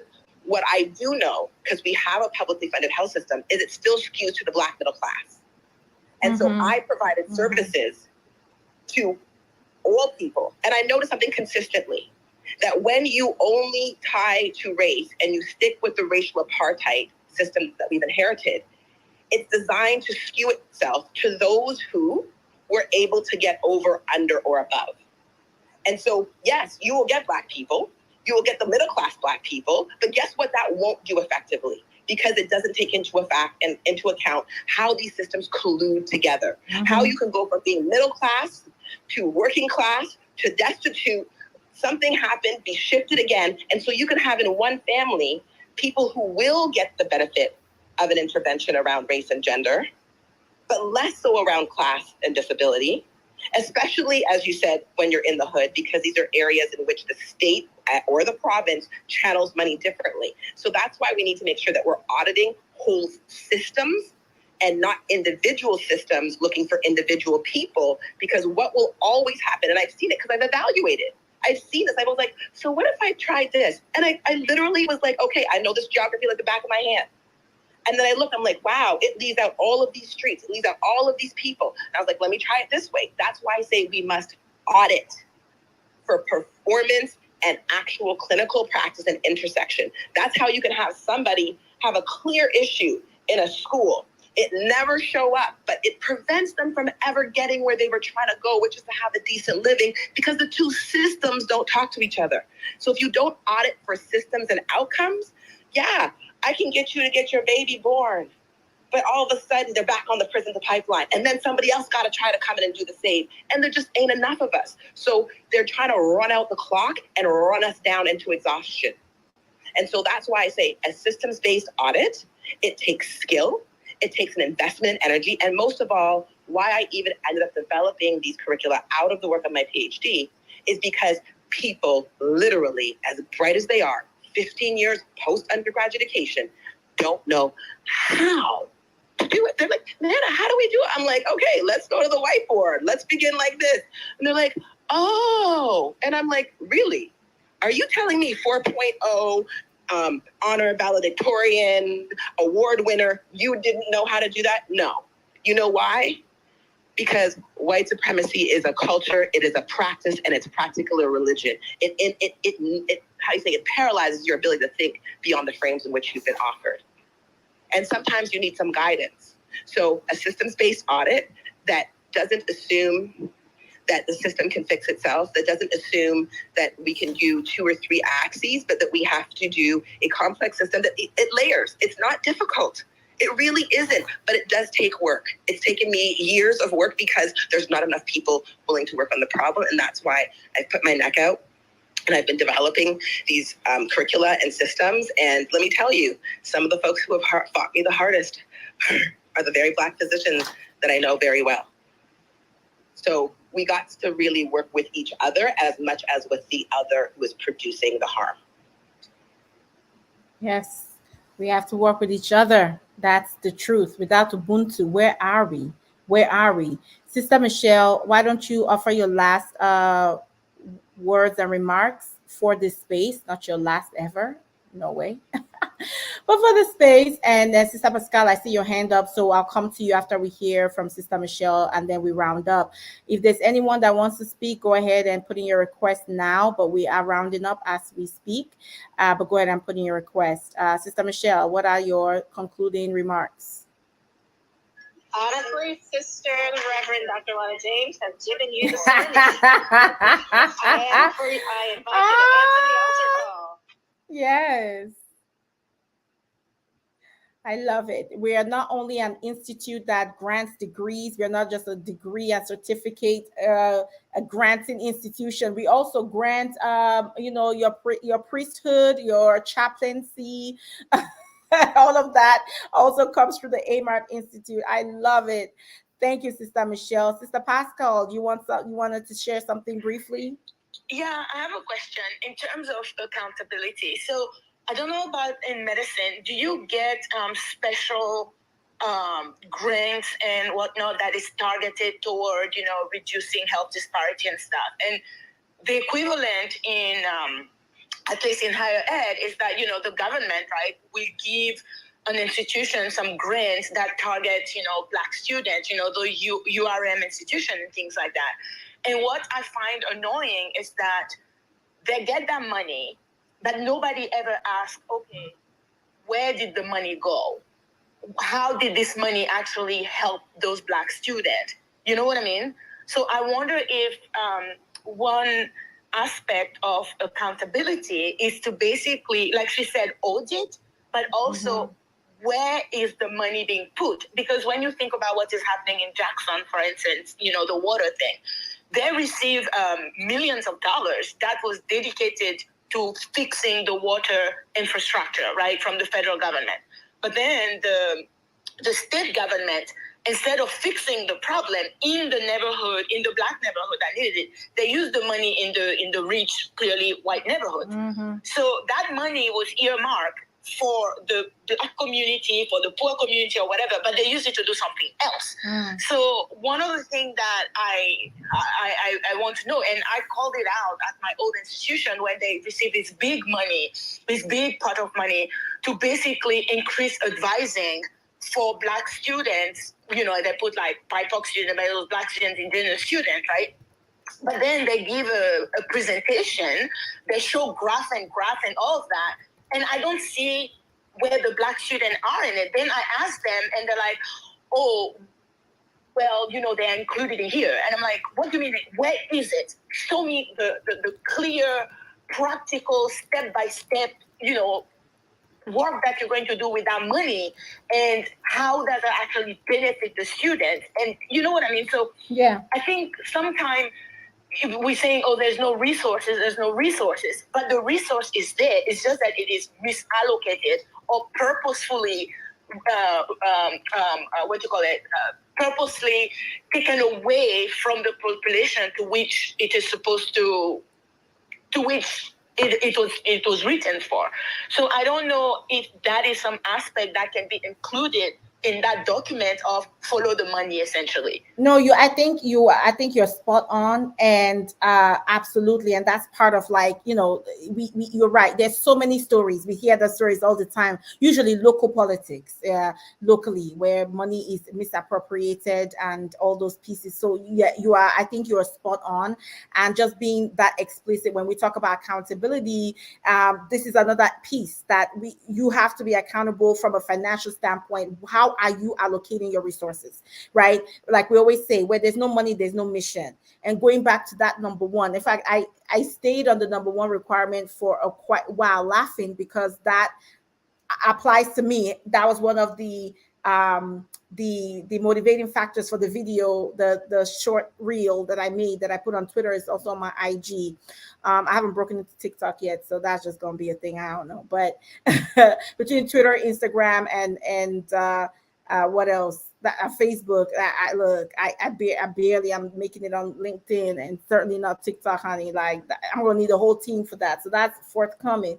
However, I digress. Coming back to say that was the impetus for that little reel, talking about, like, when my reaction when I get these opportunities for DEI Dean and DEI that and DEI the other, but there is no compensation behind it, resources behind it, power behind it to actually make change, commitment from the institution about these are the ways in which we are committing to change integrally in our processes, in our protocols and policies, in our practices, in our culture. And this is how, therefore, we envision you helping us to do that, right? Rather than, no, here's the leader that would champion without an office. And yes, it can be their role or part of their, what is that? So yes, that is a concrete example of integral infrastructural structural change around transparency with resource allocation. If you can't pair your resources with the outcomes you say you want, and there is a discrepancy, then you are telling me that you don't want those outcomes, period. So I think that's a powerful suggestion. Before we go to Brother Benny, Sister Michelle, because you didn't say much earlier, is there anything you want to sort of add to what I said regarding Sister Pascal's offering? Yes. This is a reproduction of all the same things that we have seen over and over again, whether it's healthcare, education, housing, anywhere that the colonizer has the ability to decide how to distribute the resources, and they use token action and giving out meager reparations and calling that justice and equity. We will see the same things over and over again. And so, we know this is universal, and that's why we know that whether it's the Joint Commission or an educational accreditation body that theoretically holds universities accountable, by which they're able to issue degrees, right? It's universal, and it also speaks to the power that we have as consumers, or the power that we don't have as consumers. Because right now, what if we could take our healthcare dollars somewhere else? Right? What if I had the ability to decide if I wanted to be a patient X or Y, and there wasn't a monopoly? That's when we see change. And, that was the beauty of the Reconstruction, right? When we created a Black middle class, when we created Black businesses and churches and schools, and we created Black hospitals, which were destroyed by the Social Security Administration when they were implementing Medicare and Medicaid, when we created Black medical schools that were destroyed by the Flexner Report. So this is why our activism is so important at every level, to recreate those things with with our own needs and our own demands centered. Yes, build our own tables, build our own homes and buildings. Brother Benny, you're our last speaker for the space. Welcome and talk your talk. Thank you for having me. Had to switch off from the BMHA Twitter page, but I've been in the space and another great week of roundtable discussion. So happy to be here. Thank you. I kind of wanted to comment on diversity and inclusion, and I'll speak from the perspective of somebody who's a student, currently on a leave of absence, but I'm still a medical student. And so when you're entering these schools, you have to ask yourself, when they have DEI and all this stuff, it's how does your budget show your commitment to diversity? And if your budget doesn't show it, it's the whole thing of like, show me the money, show me the proof that you actually, the people that you're putting in these positions actually have power to do the work that they're supposed to do. Because otherwise, you're putting oftentimes, minority people in positions in which they're not going to do anything, and they're just going to be the face of diversity and inclusion. Tokenism. And if something's not working out, you're blaming them. You're like, that's hey, right. You guys are the diversity and inclusion people. You guys should be handling this issue. And it's, one individual cannot, change a system that refuses to change. That's right. So, I caution people from taking these kinds of roles just because we oftentimes internalize, having to fix a systemic issue. Yes. And we think that that's, the sole responsibility. So I just wanted to mention that. And then this is a question, and maybe this will be, the start of another AMART roundtable. But my question is, what does holding institutions accountable look like?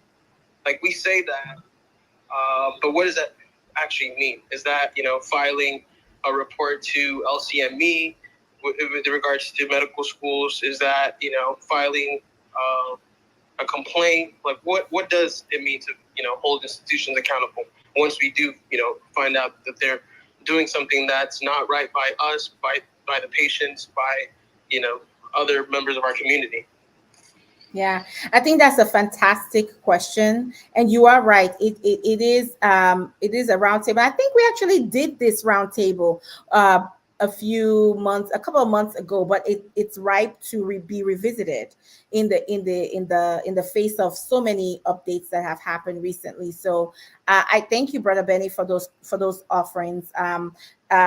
Oh my gosh. And if you're on Instagram, you will see like the caption for the video that I posted on Twitter is much longer and goes into some of the pieces that you talked about in terms of the DEI piece there and how it's offered to us to be, again, that token, face for the institution, and also the mule to bear the blame for when the institution doesn't meet the goals that it has not committed to meeting. And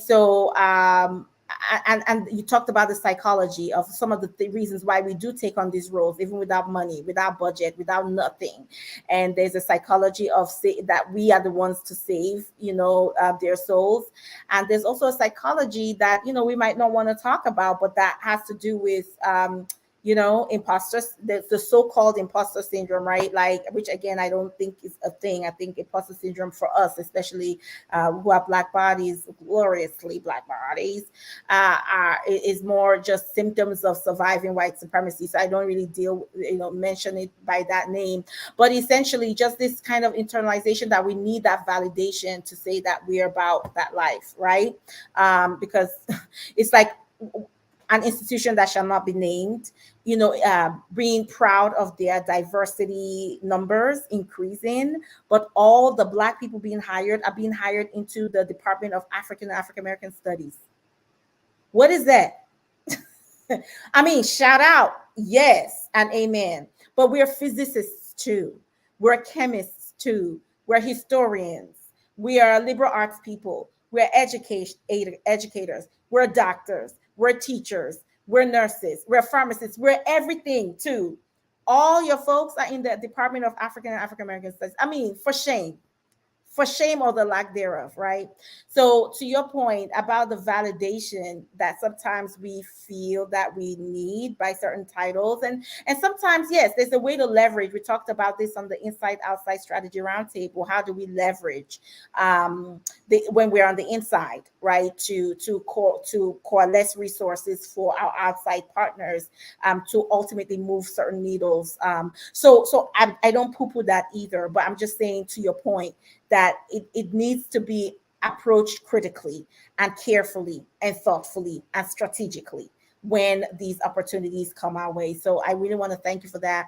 The question about institutional accountability, absolutely. We've dropped some examples here, but Brother Benny, I want to work with you on a future roundtable to really dive deep into that, and what are the many ways that of how institutional accountability looks.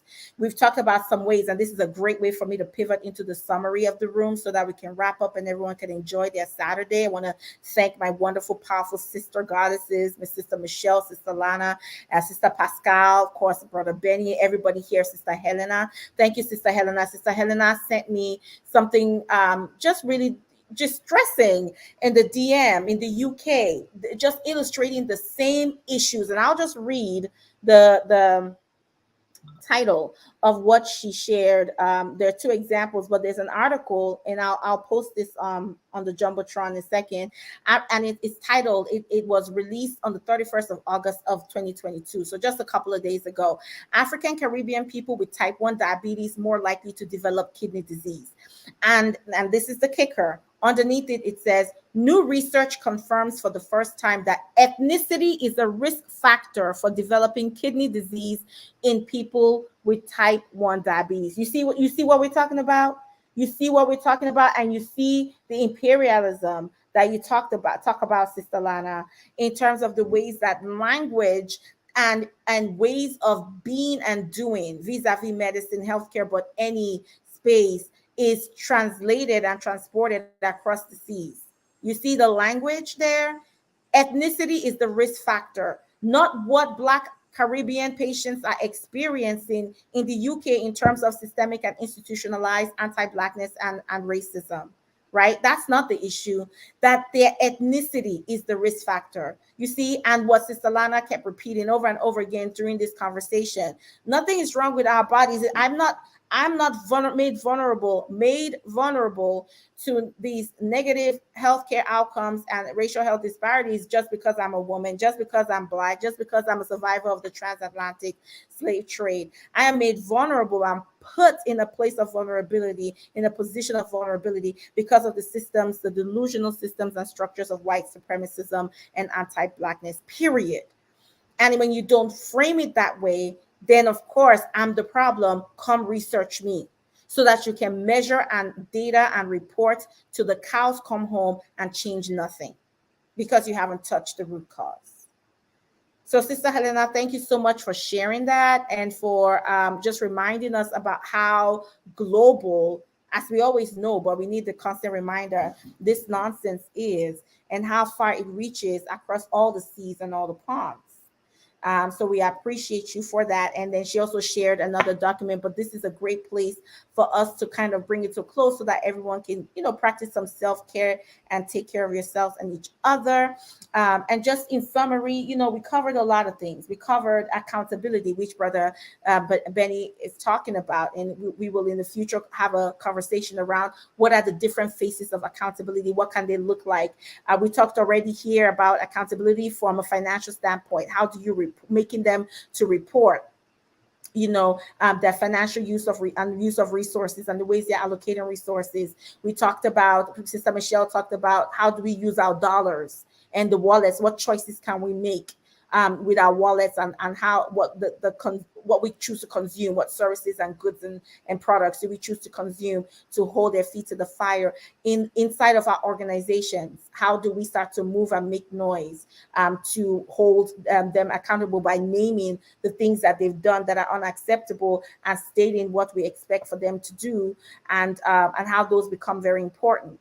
We've talked about looking at who is the oversight to a particular body. So for the Joint Commission, should we start to bring in the Health and Human Services and start having conversations with them in order to hold the JC accountable, as an example, and numerous other ways. But I think there is room to further massage this question, because you're absolutely right. It still is an area of obscurity for many people.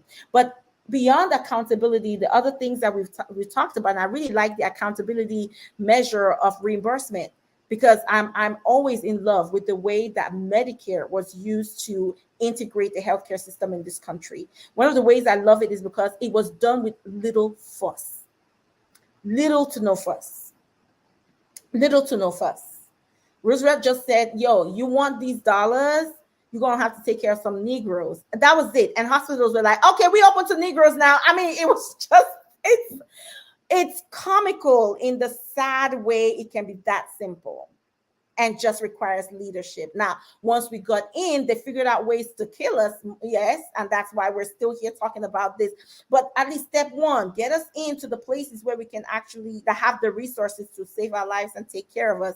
And we'll figure out ways that will make them actually practice what they're expected to do. Okay. And so thinking through how we use reimbursement and to hold institutions accountable, I think is really important. And that has come up quite a few times between Sister Lana and Sister Michelle. We also talked about naming the true cause.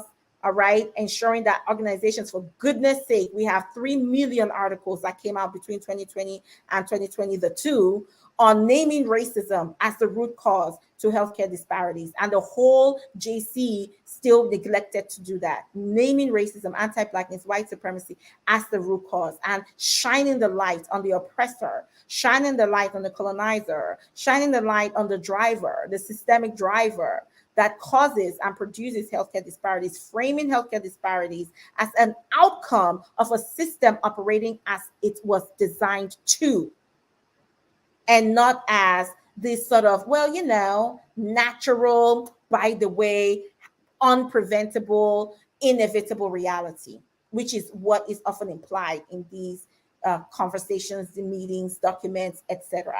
Reminding ourselves that this situation is preventable and is designed by humans, therefore can be undesigned, uncreated, and addressed. And that this is an emergency, it's a crisis, and you cannot address it with the sort of laid back laissez-fairness that as if it's just sort of picking the paint color of a hospital building. No, these are people's lives. Moms, dads, grandparents, caretakers, judges, doctors, lawyers, teachers, bus drivers, children, cousins, sisters, aunties, uncles, brothers. Come on, these are humans. These are lives. You can't just write a 7-8 page paper and not understand it, bring in that historicity and the accountability to say this is a never event. Healthcare disparities should be a never event because they are preventable and we made them happen. And we played a huge role in this. We are complicit. This is part of the reparations package to correct the injustice that we participated in, right? And all that is missing. We talked about the importance of intersectionality and being systems-based and having a systems approach, and part of that systems approach being an evaluation and auditing system for performance, clinical practice, and outcomes. And more importantly, again, shining the light and working together to enforce these and hold, as we said, these systems from the JC on accountable in a transparent way that centers the voices of those most impacted by healthcare disparities and the Black bodies, the Black intersectional bodies and identities and communities that often bear the weight of upholding and supporting these institutions, but then marginalized and pushed to the side and treated as an afterthought when it comes to addressing the disparities that were imposed on them. It's injustice upon injustice upon injustice. So thank you everyone for being part of this conversation. We know that you will continue to follow us as we translate. Many of us, you heard all the work that Sister Michelle is doing, Sister Lana, myself, Brother Benny, Sister Pascal, and many others in the audience to support each other. This is really about Ubuntu. I am because we build community, we build power, even as we love each other and ourselves and practice that every single day. But the truth of the matter is these conversations need to be translated to action, and thinking through what is one way each of us can do that, even as we work together to do it, is very important. And so thankfully we have Sister Michelle, who has an in at the Joint Commission. And so we'll be working together to put something together to begin to hold, again, as we say, and try not to make this into a cliche, but the truth really, hold the Joint Commission and participating organizations accountable to not put stuff out like this in the future when we have so much work that has already been done that shows a better way. Come on, man. It's giving laziness, right? And so thank you to everybody again. Make sure you go out there and that you take care of yourself. You enjoy this beautiful Saturday wherever you are in the world, and that you build community where you are and build power. As always, we'll end on an Afrobeats note, honey, and continue the conversation offline. Thank you so much.